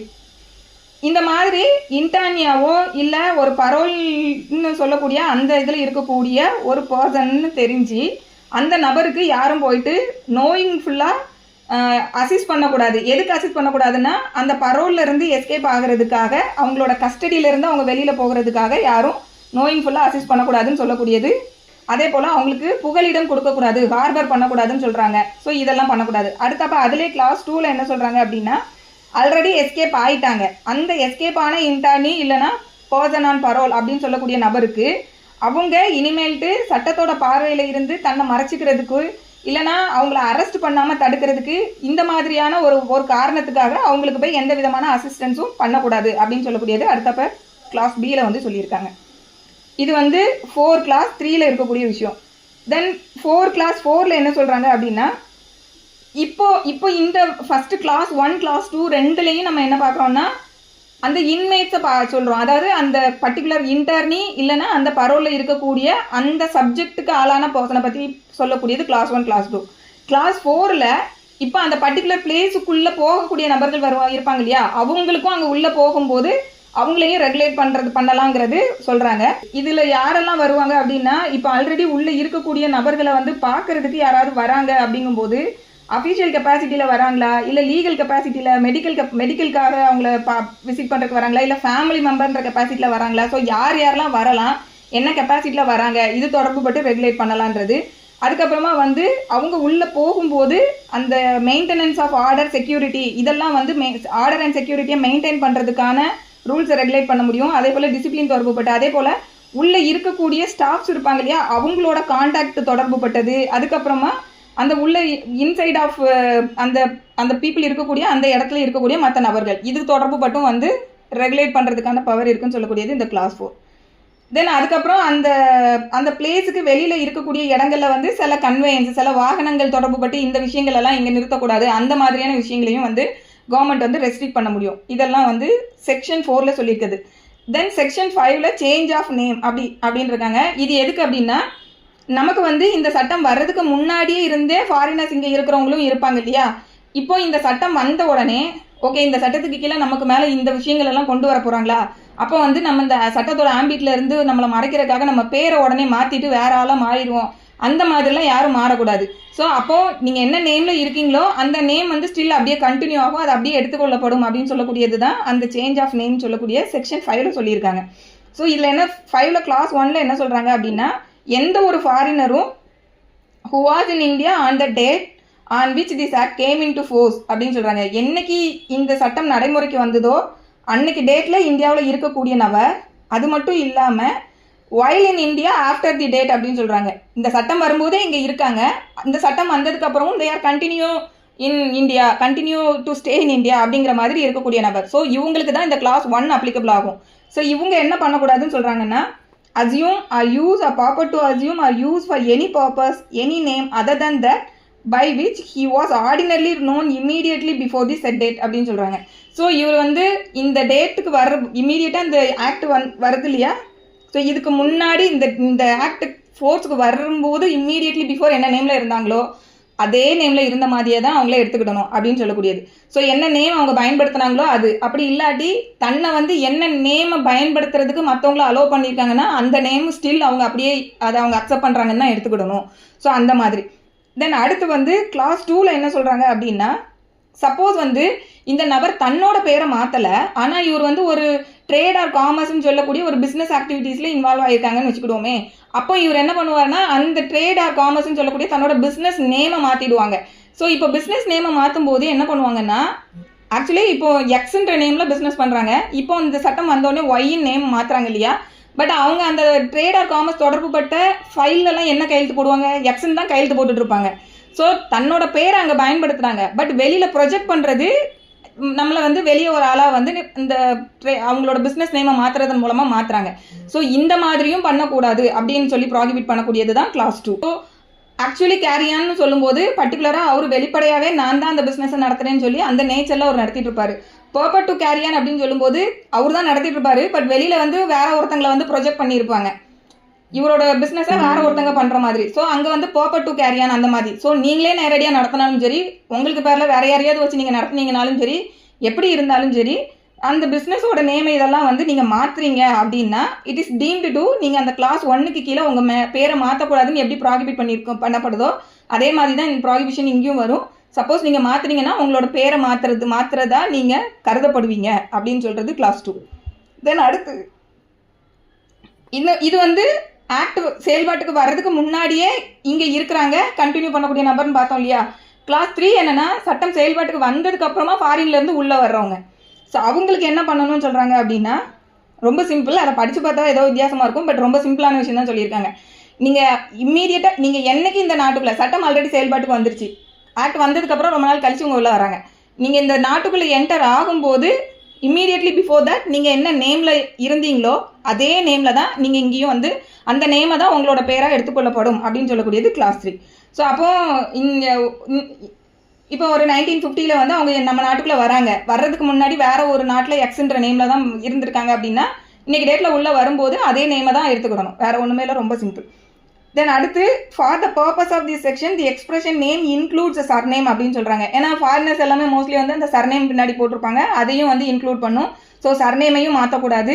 அடுத்து வந்து கிளாஸ் பியில் the name shall be deemed to be change if the spelling thereof is altered அப்படிங்காங்க. ஸ்பெல்லிங்கை மட்டும் மாற்றினீங்கன்னா கூட deemed to change the name அப்படின்றது சட்டமே அப்படி எடுத்துக்கிடும் அப்படிங்கிறது. ஸோ நான் ஸ்பெல்லிங் மட்டும்தான் மாற்றினேன் அப்படி கூட அவங்க டிஃபெண்ட் பண்ண முடியாது. தென் அடுத்து இதில் வந்து கிளாஸ் 5ல் என்ன சொல்கிறாங்கன்னா, ஏற்கனவே வந்து கவர்மெண்ட் வந்து ஒரு லைசன்ஸில் இல்லை உங்களுக்கான ஒரு பெர்மிஷனில் வந்து ஒரு நேமை போட்டு கவர்மெண்ட் அந்த மாதிரி இஷ்யூ பண்ணியிருக்காங்க அப்படின்னா அதுக்கு இந்த விஷயங்கள் அப்ளை ஆகாது. அதே போல் மேரிட் விமன் பொறுத்த வரைக்கும் அவங்க அதுக்கப்புறமா மேரிட்டல் ஸ்டேட்டஸ் வந்ததுக்கப்புறம் அவங்களோட ஹஸ்பண்ட் நேமை பின்னாடி சேர்க்குறாங்கன்னா இந்த 2 விஷயங்களுக்கும் இந்த செக்ஷன் 5 வந்து நேமை சேஞ்ச் பண்ணினதா எடுத்துக்கொள்ளப்படாது. இது ஏன்னா இது எதை என்ஷூர் பண்ணுது அப்படின்னா, law does not interfere with the legitimate authorized name, அப்படி இல்லாட்டி socially recognized name. ஏன்னா நமக்கு சொசைட்டியில் அது ரெகக்னைஸ் பண்ணப்பட்ட ஒரு விஷயமா இருக்கு இல்லையா, கல்யாணத்துக்கு அப்புறம் அவங்க பேரை சேர்த்துக்கிறது. ஸோ அதை வந்து லா இந்த இடத்துல வந்து ரெகக்னைஸ் பண்ணுது. அதே போல் ஆல்ரெடி கவர்மெண்ட் அவங்க நேமில் வந்து டாக்குமெண்ட்டில் ஒரு லைசன்ஸோ பெர்மிஷனோ ஒரு நேம் போட்டு கொடுத்துருக்காங்கன்னா ஆல்ரெடி கவர்மெண்ட் தானே அதை பண்ணியிருக்காங்க. அப்போ அதை அப்படியே ஆஸ் இட் இஸ் அக்செப்ட் பண்ணணும். ஸோ இந்த 2 பேருக்கு மட்டும் இது எக்ஸ்க்ளூட் ஆகுவாங்க. மற்ற எல்லாருக்குமே அவங்க என்ன நேமில் இருக்காங்களோ அந்த நேம்லேயே வந்து கண்டினியூ ஆகணும். அதை அவங்க மாற்றினாங்கன்னா இந்த ஆக்டுக்கு கீழே வந்து அவங்க அதை மாற்றுறாங்கன்ற மாதிரி கருதப்பட்டு அது ஒரு தப்பு அப்படிங்கிறத சொல்லியிருக்காங்க. தென் செக்ஷன் 6ல் application of masters of vessel etcetera. So இந்த ஆப்ளிகேஷன் எதுக்கு அப்படின்னா இதில் வந்து பிரின்சிபல் ஆஃப் கேரியர்ஸ் லைபிலிட்டின்னு சொல்லி ஒரு பிரின்சிபல் உண்டு. அதாவது இந்த பேசஞ்சரையோ இல்லை ஒரு பொருளையோ ஒரு இடத்துலேருந்து கூட்டிகிட்டு போகிறது எடுத்துகிட்டு வந்து விடக்கூடிய இந்த கேரியருக்கான இருக்கக்கூடிய ஒரு லைபிலிட்டி, இது வந்து பிரின்சிபல் ஆஃப் கேரியர் லைபிலிட்டின்னு சொல்லுவாங்க. இந்த லைபிலிட்டியை வந்து இந்த செக்ஷன் 6ல் சொல்லியிருக்காங்க. இது என்னென்னா ஒரு வெசல் வந்து மனிதர்களை ஏற்றிட்டு போகிறதுக்கோ பொருட்களை ஏற்றிட்டு போகிறதுக்கோ வர்றதுக்கோ வந்து பயன்படுத்தக்கூடிய வெசல் இருக்குது. இந்த வெசல் வந்து இந்தியாவுக்கு வெளியே இருந்து வந்து இந்தியாவில் லேண்ட் ஆகுது. அப்படி இல்லாட்டி இந்தியாவோட எம்பார்க்கிங் பிளேஸ்லேருந்து போர்ட்லேருந்து வெளியே போகுது, எம்பார்க் ஆகுது. ஸோ இந்த மாதிரி 2 விஷயத்துக்குமே இந்த செக்ஷன் 6 வந்து அப்ளை ஆகும். விச் மீன்ஸ் ஃபாரினர் ஒருத்தங்க இந்தியாவுக்குள்ள வராங்க, இல்லை இந்தியாவில் இருக்கக்கூடிய ஃபாரினர் வெளியே போகிறாங்க. ஸோ இந்த 2 விஷயத்தில் இன்வால்வ் ஆகக்கூடிய வெசல், அவ்வளோதான் சிம்பிளாக. ஸோ இந்த வெசலோட மாஸ்டருக்கு ஆப்ளிகேஷன் என்ன இருக்குது அப்படின்னா எந்தெந்த பேசஞ்சர்லாம் வந்து இந்த வெசலில் இந்தியாவுக்குள்ளே வந்தாங்க, இல்லை எந்தெந்த பேசஞ்சர்லாம் இந்த வெஹிக்கிள் மூலமாக வெளியே போனாங்க அப்படின்னு சொல்லக்கூடிய இந்த விஷயங்களை அதுக்காக ஆத்தரைஸ் பண்ணப்பட்ட கவர்மெண்ட் இதற்காக எந்த நபரை ப்ரெஸ்கிரைப் பண்ணி ஆத்தரைஸ் பண்ணியிருக்காங்களோ அந்த நபர்கிட்ட ஃபர்னிஷ் பண்ணணும் அப்படின்னு சொல்லக்கூடியது 6ல் கிளாஸ் 1ல் வந்து சொல்லியிருக்காங்க. ஸோ எதெல்லாம் அப்படின்னா அந்த வெசலில் வரக்கூடிய passenger or member of the crew or member of the crew who are foreigner. So foreign passengers plus அதில் வரக்கூடிய மெம்பர் ஆஃப் க்ரூ அப்படின்னு சொல்லக்கூடிய இந்த க்ரூனா யார் அப்படின்னா யாரெல்லாம் வந்து அந்த வெசல் இல்லைன்னா அந்த ஏர்கிராஃப்டில் ரெஸ்பான்சிபிளாக இருக்காங்களோ, ரெஸ்பான்சிபிள் இன் த சென்ஸ் அந்த வெசல் ஒரு ஏர்போர்ட்டை வந்து ஆப்ரேட் பண்ணுறதுக்கு ரெஸ்பான்சிபிளான பர்சன்ஸ். இதுக்குள்ளே யாரெல்லாம் இன்க்ளூட் ஆவாங்க அப்படின்னா ஷிப்பை எடுத்துக்கிட்டோம் அப்படின்னா ஷிப்போட கேப்டன், செயிலர்ஸ், அப்புறம் என்ஜினியர்ஸ், அதில் ஒர்க் பண்ணக்கூடிய ஒர்க்கர்ஸ், இவங்க எல்லாருமே அதுக்குள்ளே கவர் ஆவாங்க. அதே போல் ஏர்கிராஃப்ட் எடுத்துக்கிட்டோம் அப்படின்னா பைலட்டு, கோ பைலட்டு, அதுக்கப்புறம் அந்த ஃப்ளைட்டில் இருக்கக்கூடிய அட்டண்டன்ஸு நம்ம ஏறினோடனே வந்து நம்மளை அட்டன் பண்ணக்கூடிய வராங்க இல்லையா. ஸோ அந்த மாதிரி அதுக்கப்புறம் அதில் இருக்கக்கூடிய இன்ஜினியர்ஸு அண்ட் அதர் ஸ்டாஃப்ஸு, இவங்க எல்லாருமே இந்த க்ரூ அப்படின்னு சொல்லக்கூடிய இந்த இதில் வருவாங்க. ஸோ இப்போ இந்த வெசலோட மாஸ்டருக்கு இந்த வெசலில் வரக்கூடிய foreign passenger and member of the crew இவங்க எல்லாருமே வந்து ஆத்தரைஸ்டு பர்சன் கிட்ட போயிட்டு அவங்களோட டீட்டெயில்ஸை ஃபர்னிஷ் பண்ணணும்னு சொல்லக்கூடியது 6ல் கிளாஸ் 1. தென் 6ல் கிளாஸ் 2 என்ன அப்படின்னா இந்த வெஹிக்கிளோட மாஸ்டரோ இல்லை ஒரு ஏர்கிராஃப்டோட பைலட்டு, இவங்க 2 பேருக்கும் இன்னொரு பவுண்டட் டியூட்டி என்ன அப்படின்னா சப்போஸ் வந்து ஒரு டிஸ்ட்ரிக்ட் மேஜிஸ்ட்ரேட்டோ இல்லை ஒரு கமிஷனர் ஆஃப் போலீஸோ இல்லாட்டி ஒரு சூப்பரண்டென்ட் ஆஃப் போலீஸ், கமிஷனர் இல்லாத இடங்களில் சூப்பரண்டென்ட் ஆஃப் போலீஸ் வருவாங்க இல்லையா. ஸோ அந்த மாதிரி சூப்பரண்டென்ட் ஆஃப் போலீஸ் இவங்க வந்து இந்த சட்டம் தொடர்புபட்ட என்ஃபோர்ஸ்மெண்ட் ஆஃப் லாவுக்காகவோ இல்லை வேறு ஏதாவது ஒரு சட்டம் தொடர்புபட்டோ இந்த நபர்களோட பேர் பட்டியலையோ இல்லை அது தொடர்புபட்ட இன்ஃபர்மேஷனை கேட்குறாங்க அப்படின்னு சொல்லும்போது இந்த மாஸ்டர் ஆர் பைலட்னு சொல்லக்கூடியவங்க இந்த பர்டிகுலர்ஸ் எல்லாம் அவங்களுக்கு கொடுக்கணும் அப்படின்னு சொல்லக்கூடியது கிளாஸ் 2. தென் கிளாஸ் 3ல் வந்து என்ன சொல்கிறாங்க அப்படின்னா இப்போ இந்த மாஸ்டர் ஆர் பைலட் வந்து ரெஸ்பான்சிபிளாக இருக்காங்க இந்த இன்ஃபர்மேஷனை ஃபர்னிஷ் பண்ணுறதுக்கு. இவங்களுக்கு எப்படி இந்த இன்ஃபர்மேஷன் வரும்? அப்போ இந்த மாஸ்டர் ஆர் பைலட்னு சொல்லக்கூடியவங்க அந்த பர்டிகுலர் பேசஞ்சர் கிட்ட வந்து கேட்கும்போது இந்த பேசஞ்சர் அந்த டீட்டெயில்ஸ் எல்லாம் சொல்லணும். அப்போ தானே அவருக்கும் தெரிய வரும். ஸோ அப்போ இந்த மாஸ்டர் வந்து பேசஞ்சர் கிட்ட வந்து உங்களோட டீட்டெயில்ஸ் கொடுங்கன்னா கொடுக்கணும். ஸோ அதை தான் வந்து கிளாஸ் 3ல் சொல்கிறாங்க. ஸோ அப்போ அந்த ஃபாரினர் வந்து மாஸ்டரோ இல்லை பைலட்டோ கேட்குறாங்க அப்படின்னு சொல்லும்போது அவங்க ரெக்கையர் பண்ணும்போது அவங்க கேட்கக்கூடிய இன்ஃபர்மேஷன்ஸ் எல்லாம் அவங்ககிட்ட ஃபர்னிஷ் பண்ணணும். இது வந்து கிளாஸ் 3. தென் கிளாஸ் 4ல் வந்து என்ன சொல்கிறாங்க அப்படின்னா ஒரு ஃபாரினர் வந்து இந்தியாவுக்குள்ளே என்டர் ஆகுறாரு.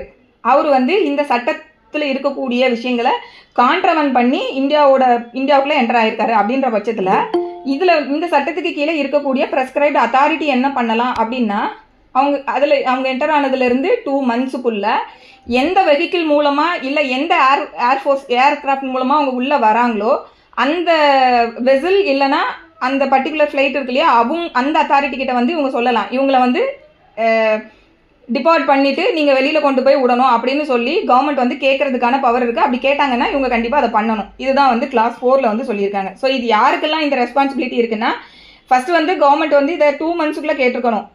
2 months from the date of such entry அப்படிங்கிறது சொல்கிறாங்க. ஸோ எந்த நபரை வந்து எடுத்துகிட்டு போய் வெளியில் விட சொல்லணும்னா, எந்த ஃபாரினர் வந்து இந்த சட்டத்தை கான்ட்ரவன் பண்ணி உள்ளே இந்தியாவுக்குள்ளே வராங்களோ அந்த நபரை. அதுக்கப்புறமா யாருக்கு மேலெலாம் கவர்மெண்ட் இந்த டைரக்ஷனை பாஸ் பண்ண முடியும் அப்படின்னா, மாஸ்டர் ஆஃப் தி வெசல், அதுக்கப்புறம் பைலட் ஆஃப் தி ஏர்கிராஃப்ட், தென் அந்த வெஹிக்கிள் இல்லைனா ஏர்கிராஃப்டோட ஓனர், அப்படி இல்லாட்டி அவரோட ஏஜென்ட். ஸோ இந்த 4 பேர் நபர் மேலேயுமே கவர்மெண்ட் வந்து இந்த ஆர்டரை வந்து பாஸ் பண்ண முடியும். ஸோ இது வந்து இந்த மாதிரி வந்து அவரை வந்து இந்த ஆர்டர் பாஸ் பண்ணுறாங்கன்னு சொல்லும்போது other than the expenses of கவர்மெண்ட்னு சொல்கிறாங்க. ஸோ இந்த விஷயத்தை பண்ணும்போது கவர்மெண்ட் செலவு பண்ணாது. ஸோ கவர்மெண்ட்டோட எக்ஸ்பென்ஸ் இல்லாமல் நீங்கள் வந்து உங்கள் வெஹிக்கிளில் தானே அவர் வந்திருக்காரு, கொண்டுட்டு போய் விடுங்க அப்படின்னு சொல்லி அந்த மாதிரி சொல்லக்கூடிய நேச்சரில் இருக்கக்கூடியது. So other than the expense of government. அப்போ அந்த பர்டிகுலர் நபரோட அகாமடேஷன் எல்லாத்தையுமே வந்துட்டு அவங்க பார்த்துக்கணுன்ற மாதிரியான ஒரு லைபிலிட்டி இங்கே வருது. ஸோ அவரை கொண்டு போயிட்டு ரிமூவ் பண்ண சொல்லி ஆர்டர் பாஸ் பண்ணலாம். ஒரு நிமிஷம். அவங்க அந்த அகாமடேஷன் எல்லாம் அக்செப்ட் பண்ணிவிட்டு அந்த வெசல் இல்லைனா ஏர்கிராஃப்ட் அவங்க கொண்டு போய் அவரை ரிமூவ் பண்ணணும். அந்த ஃபாரினரை இந்தியாவை விட்டு ரிமூவ் பண்ணணும். இது எல்லாமே வந்து 4ல் சொல்லியிருக்காங்க. ஸோ இதுதான் நான் முதல்ல சொன்ன மாதிரி அந்த பிரின்சிபல் ஆஃப் கேரியர் லயபிலிட்டின்றது. தென் கிளாஸ் 5ல் என்ன சொல்கிறாங்க அப்படின்னா, கிளாஸ் 4 பொறுத்த வரைக்கும் பர்டிகுலர் வெசல் ஆர் ஏர்கிராஃப்ட் மூலமாக அவர் உள்ளே வந்திருக்காரு, அதனால் உங்கள் இதில் எடுத்துகிட்டு போய் விடுங்கன்னு சொல்லி லயபிலிட்டியை அவங்க மேலே கவர்மெண்ட் கொடுக்காங்க. இது என்னென்னா, அந்த மாதிரி தெரியாத ஒரு சுச்சுவேஷன்லாம் வருதுன்னு வச்சுக்கிடுவோமே. ஒருத்தர் நம்ம இந்தியாவில் இருக்காரு, who is contravened the provision. இப்போ இந்த நபரை வெளியில் அனுப்பணும் அப்படின்னு சொல்லும்போது எந்த வெஹிக்கிள் ஆர் ஏர்கிராஃப்டை வேணும்னாலும் கவர்மெண்ட் வந்து ஆஃபர் பண்ணணும். அதாவது அவருக்கான அந்த கரண்ட் ரேட்டு, அவரை இப்போ இங்கேருந்து எடுத்துகிட்டு போய் விடுறதுக்கான அந்த டிக்கெட்டு சார்ஜ் இதெல்லாம் கரண்ட் ரேட் என்ன வருமோ அந்த அமௌண்ட்டை வந்து நாங்கள் டெண்டர் பண்ணுறோம், இவரை கூட்டு போய் விடுங்க அப்படின்னு சொல்லிட்டு ஏதாவது ஒரு வெசலையோ ஏர்கிராஃப்டையோ வந்து அதோட ஓனராக இருக்கலாம், இல்லை மாஸ்டராக இருக்கலாம், இல்லை பைலட்டாக இருக்கலாம், இல்லை ஏஜென்ட்டாக இருக்கலாம், இவங்ககிட்ட வந்து கவர்மெண்ட் சொல்கிறாங்கும் போது they are having the duty bound to do it அப்படிங்கிறது இந்த கிளாஸ் 5ல் சொல்லியிருக்காங்க. ஸோ இந்த கிளாஸ் 4க்கும் கிளாஸ் 5க்கும் என்ன டிஃபரன்ஸ்னா, கிளாஸ் 4ல் வந்து other than the expense of கவர்மெண்ட்னு சொல்லியிருப்பாங்க. ஏன்னா அந்த பர்டிகுலர் வெஹிக்கிள் மூலமாக தான் ஒரு வெசல் மூலமாக தான் அவர் உள்ளே வந்திருக்காரு. அதனால 5 பொறுத்த வரைக்கும் கவர்மெண்ட் வந்து நினைக்கிறாங்க அப்படின்னா யாரை வேணும்னாலும் பணத்தை நாங்கள் டெண்டர் பண்ணுறோம், அவரை கொண்டு போய் விடுங்கன்னு கேட்டாங்கன்னா அவங்க அதை பண்ணணும். ஸோ இந்த இடத்துல இந்த 5 பொறுத்த வரைக்கும் டெண்டரிங் தி அமௌண்ட் அப்படின்னு சொல்லும்போது பே பண்ணுறோன்னு சொன்னாலே அவங்க அதை செஞ்சிடணும். நீங்கள் முதல்ல எனக்கு இனிஷியலாக ஒரு அட்வான்ஸ் பேமெண்ட் பண்ணுங்கள், அதுக்கப்புறம் தான் நான் அந்த நபரை கூட்டு போவேன், ரிமூவ் பண்ணுவேன்லாம் இவங்க வந்து சொல்ல முடியாது. ஸோ மியர் டெண்டரே எனஃப். அது வந்து கிளாஸ் 5. ஸோ இதில் இன்னொரு வார்த்தை சொல்லியிருப்பாங்க, டியூ டு கால், அதாவது which the vessel or aircraft is due to call அப்படின்றத சொல்லியிருப்பாங்க. இது என்ன அப்படின்னா, எந்த இடத்துக்கு இந்த ஃப்ளைட் ஆர் வெசல்னு சொல்லக்கூடிய இந்த பர்டிகுலர் இது இருக்கு இல்லையா, இது வந்து இதோட ஷெடியூல்டு ஸ்டாப் எதுவோ, இதோட பிளான் பண்ணின இது எங்கே போய் ரீச் ஆகணுமோ அந்த இடத்துல கொண்டு போய் அவரை விடணுமே தவிர்த்துட்டு இந்த பர்டிகுலர் நபருக்காக இந்த ரூட்டை டைவர்ட் பண்ணுறதோ இல்லை இந்த பர்டிகுலர் நபரை வேற ஒரு இடத்துல கொண்டு போய் விடுறதோ அந்த மாதிரிலாம் இவங்க ஸ்பெஷலாலாம் எதுவும் பண்ணக்கூடாது. அவங்களோட டியூ கால் என்னவோ அந்த மேனரில் அந்த பர்டிகுலர் ஷெடியூல்டு இடத்துல கொண்டு போய் அவரை விடணும். இதெல்லாம் சொல்லக்கூடியது கிளாஸ் 5. தென் அடுத்து இதில் வந்து மாஸ்டர் ஆஃப் வெசல்னா என்ன, பைலட் ஆஃப் தி ஏர்கிராஃப்ட்னா என்னங்கிறது சொல்லியிருக்காங்க. இது 2 பேரும் இதில் யாரெல்லாம் இன்க்ளூட் ஆவாங்கன்னா, suppose master of the vessel வந்து வேற யாரையாவது அந்த இடத்துல பர்டிகுலர் டைமில் வேற ஒருத்தர் ஆத்தரைஸ் பண்ணியிருக்காங்கன்னா அவங்களும் அதுக்கு கீழே கவர் ஆவாங்க. அதே போல் பைலட் ஆஃப் ஏர்கிராஃப்ட்னு சொல்லும்போது அவர் வேற யாரையாவது ஒருத்தங்களை அந்த பர்டிகுலர் டைமில் எனக்கு பதில் நீ பார்த்துக்கப்பா அப்படின்னு வேற ஒருத்தங்களை என்கேஜ் பண்ணியிருக்காங்கன்னா அவங்களும் அதில் கவர் ஆவாங்க. அடுத்து வந்து பேசஞ்சர்னு சொல்லக்கூடியவங்க யாரெல்லாம் அப்படின்னா, passenger means any person not being a bona fide member of the crew traveling or seeking to travel on a vessel or aircraft னு சொல்லியிருக்காங்க. ஸோ பேசஞ்சர்னு சொல்லும்போது not being a bona fide member of the crew அப்படின்னா இப்போ நம்ம வந்து இந்த க்ரூன்னு சொல்லக்கூடியவங்கள வந்து க்ரூவில் நான் யாரெல்லாம் முதல்ல சொன்னேன், யாரெல்லாம் வந்து அந்த ஷிப்போ இல்லாட்டி அந்த ஏர்கிராஃப்டில் யாரெல்லாம் வந்து ஒர்க் பண்ணுறாங்களோ அவங்க எல்லாருமே வந்து இந்த க்ரூன்றதில் வராங்க, அப்படி தானே. இப்போ not being a bona fide member of the crew அப்படின்னு சொல்லும்போது ஒருத்தர் வந்து அவர் உண்மையாகவே அந்த வெசல்லையோ இல்லை ஏர்கிராஃப்ட்லேயோ அவர் ஏதோ ஒரு வேலையில் வந்து என்கேஜ் ஆன நபராக இல்லை. அவர் வந்து அந்த வெசலை வந்து ஆப்ரேட் பண்ணுறவராவோ இல்லை அதில் வந்து ஒரு வேற என்ஜினியராகவோ இல்லை கேப்டனாவோ இல்லை செயலராகவோ எதுவுமே இல்லை. பட் அவர் தன்னைத்தானே இந்த மாதிரி ப்ரொஜெக்ட் பண்ணியிருக்காரு, நான் இந்த வெசலில் நான் வந்து ஒரு க்ரூ அப்படிங்கிற மாதிரி தன்னை வந்து ப்ரெட்டன் பண்ணிக்கிட்டு இருக்காரு அப்படின்னா அந்த நபரெல்லாம் இதுலேருந்து எக்ஸ்க்ளூட் ஆயிடுவாங்க. ஸோ சிம்பிளாக என்னன்னா, ஒருத்தர் வந்து உண்மையாகவே க்ரூ கிடையாது, ஆனால் அந்த மாதிரி இருக்கக்கூடிய நபர் தன்னை க்ரூ மாதிரி காமிச்சிக்கிட்டாலும் அவங்கெல்லாம் வந்து க்ரூக்குள்ளே வரமாட்டாங்க, நீ பேசஞ்சர்ன்ற லிஸ்ட்டுக்குள்ளே கவர் ஆகிடும், அவ்வளோதான், வேற ஒன்றும் கிடையாது. ஸோ இதுதான் வந்து இந்த கிளாஸ் பியில் வந்து அவங்க எக்ஸ்ப்ளனேஷனில் சொல்லியிருக்கக்கூடிய விஷயம். ஸோ அப்போ பேசஞ்சர்னு சொல்லும்போது அவங்க எல்லாருக்குமே டியூட்டி என்ன இருக்குன்னா, மாஸ்டரோ பைலட்டோ கேட்கும்போது இன்ஃபர்மேஷனை ஃபர்னிஷ் பண்ணணுன்ற டியூட்டி அவங்களுக்கு வரும். தென் செக்ஷன் 7ல் application of hotel keepers and others to furnish particulars அப்படின்னு சொல்கிறாங்க. ஸோ இதில் it shall be the duty of the keeper of any premises அப்படின்னு சொல்கிறாங்க. So duty of the keeper of any premises அப்படின்னு சொல்லும்போது who is keeper அப்படின்றது வரும் இல்லையா. கீப்பர்னு சொல்லக்கூடியது இந்த ஆக்டில் யாரை சொல்கிறாங்க அப்படின்னா, person in charge or person having control of the premises. So எந்த நபர் வந்து அந்த ப்ரிமைசஸ்க்கு சார்ஜில் இருக்காரோ, இல்லை எந்த நபர் வந்து அந்த ப்ரிமைசஸோட கண்ட்ரோல் எந்த நபர்கிட்ட இருக்கோ அவங்க எல்லாருமே இந்த கீப்பர்ன்றதுக்கு கீழே வராங்க. ஸோ அது மேனேஜராக இருக்கலாம், ஓனராக இருக்கலாம், ஸோ யார் வேணும்னா இருக்கலாம். Actually who is having the control or charge of the premises அவங்க வந்து கீப்பர்ன்றதுக்கு கீழே வருவாங்க. ஸோ இப்போ இவங்களுக்கு ஒரு டியூட்டி வந்து இந்த செக்ஷன் 7ல் சொல்லியிருக்காங்க.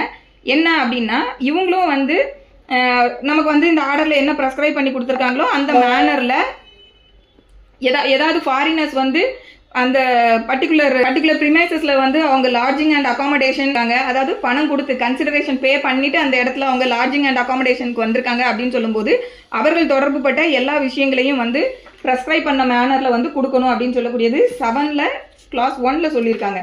தென் அதில் வந்து ஒரு எக்ஸ்ப்ளனேஷன் ஒன்று இருக்குது. அந்த எக்ஸ்ப்ளனேஷனில் என்ன சொல்கிறாங்க அப்படின்னா, the information referred to in this subsection may relate to all or any of the foreigner accommodated at such premises and may be required to be submitted periodically at any specified time or occasion அப்படிங்கிறது சொல்லியிருக்காங்க. So இது என்ன அப்படின்னா,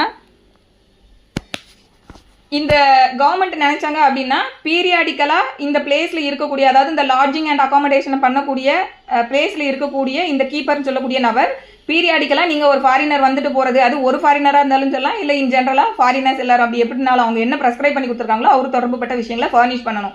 இப்போ பீரியாடிக்கலான்னு சொல்லும்போது மாஸ்டருக்கு ஒருக்கா வந்து நீங்கள் இன்ஃபர்மேஷனை கொடுக்கணும், இல்லை வீக்லி ஒன்ஸ் இல்லை டெய்லி கொடுக்கணும். ஸோ எப்படி வேணா இருக்கலாம். இது இல்லாது திடீர்னு ஒரு எமர்ஜென்சி ஒரு சிச்சுவேஷன் வந்து வருது அப்படிங்கும்போது பீரியாடிக்கலாக தான் நான் கொடுக்கணும், அந்த டைமில் கொடுப்பேன் அப்படிலாம் சொல்ல முடியாது. இமீடியட்டாக வந்து அந்த மாதிரி கேட்கக்கூடிய ஒரு சூழ்நிலை வந்து கேட்குறாங்கன்னா அப்பவும் அவங்க கொடுக்கணும்னு சொல்லக்கூடியது எக்ஸ்ப்ளனேஷன். தென் கிளாஸ் 2 பொறுத்த வரைக்கும் அந்த பிளேஸில் வந்து அகாமடேட் ஆகக்கூடிய எல்லா நபர்களுக்கும், அதாவது அந்த இப்போ ஒரு 10 பேர் வந்து மொத்தமாக தங்கியிருக்காங்க அப்படின்னு சொல்லும்போது அதில் ஒருத்தர் வந்து அவரை பற்றி தானே கேட்குங்க, அவர்கிட்ட போய் கேளுங்க, நாங்கள் அதுக்கு பதில் சொல்ல மாட்டோம் அப்படின்லாம் சொல்ல முடியாது. Every person accommodated in such premises shall furnish the detail அப்படின்னு சொல்லக்கூடியது கிளாஸ் 2. ஸோ இவங்க கேட்கும்போது அதில் அகாமடேட் ஆகிருந்த எல்லா நபர்களும் இந்த ஃபாரினர் தொடர்புப்பட்ட அந்த விஷயங்களை வந்து ஸ்டேட்மெண்ட்டை வந்து கொடுக்கணும் அப்படின்னு சொல்லக்கூடியது கிளாஸ் 2. தென் கிளாஸ் 3 பொறுத்த வரைக்கும் இந்த கீப்பர் இருக்கார் இல்லையா, அந்த ப்ரிமைசஸோட கீப்பர், அவர் வந்து இந்த இன்ஃபர்மேஷன் எல்லாத்தையுமே வந்து அப்டைன் பண்ணி அதை மெயின்டைன் பண்ணணும், ப்ரிசர்வ் பண்ணி வைக்கணும். இது அதே போல் அந்த ரெக்கார்ட்ஸ் எல்லாத்தையுமே வந்து it should be kept open to inspection by any police officer or any other person authorized by the district magistrate அப்படிங்கறத சொல்லியிருக்காங்க. தென் கிளாஸ் 4ல என்ன சொல்றாங்க அப்படின்னா, இப்போ இது வந்து பர்டிகுலரா லாட்ஜிங் அண்ட் அகாமடேஷன் நடக்கக்கூடிய பிளேஸை வந்து இப்போ இதுல சொல்றாங்க இல்லையா, இந்த ப்ரொவிஷன்ல இருக்கக்கூடிய விஷயத்த சென்ட்ரல் கவர்மெண்ட் நினைச்சாங்க அப்படின்னா அப்படியே இன்னொரு ஸ்பெசிஃபைடு ஏரியாவுக்கும் எக்ஸ்டெண்ட் பண்ண முடியும். அது வந்து ஒரு ரெசிடென்ஷியல் ஏரியாவா இருக்கலாம், இல்லை என்ன வேணா இருக்கலாம். ஸோ கவர்மெண்ட் நினைச்சாங்கன்னா இதில் சொல்லியிருக்கக்கூடிய விஷயத்த அப்படியே அடாப்ட் பண்ணி இன்னொரு நோட்டிஃபைடு ஏரியாவுக்கும் எக்ஸ்டெண்ட் பண்ணலாம். ஸோ அந்த மாதிரி எக்ஸ்டெண்ட் பண்ணும்போது அந்த பர்டிகுலர் ஏரியாவில் ஆக்குபை பண்ணியிருக்கக்கூடிய நபர்கள், இல்லை அந்த பர்டிகுலர் ஏரியாவோட கண்ட்ரோல் ஆர் ரெசிடென்ஷியல் ப்ரிமிசஸில் இருக்கக்கூடிய அந்த நபர்கள் வந்து இந்த ஃபாரினர் தொடர்புப்பட்ட அந்த இன்ஃபர்மேஷன் எல்லாத்தையுமே வந்து ஃபர்னிஷ் பண்ண வேண்டியது அவங்களோட டியூட்டி. இது வந்து கிளாஸ் 4. தென் அடுத்து 7A power to control places frequently by foreigners. இதில் என்ன சொல்கிறாங்க அப்படின்னா, பப்ளிக் ஆக்சஸ் ப்ரிமைசஸ் எல்லாத்தையுமே இதுக்குள்ளே கொண்டு வந்திருக்காங்க. எல்லாத்தையும் இல்லை, ஸோ இதில் சொல்லியிருக்கக்கூடிய அந்த நேம்டு லிஸ்ட்டை பார்த்தோம்னா பப்ளிக் ஆக்சஸ் பண்ணக்கூடிய ப்ரிமைசஸாக இருக்குது. என்னென்ன பிளேஸ் எல்லாம் சொல்லியிருக்காங்க அப்படின்னா,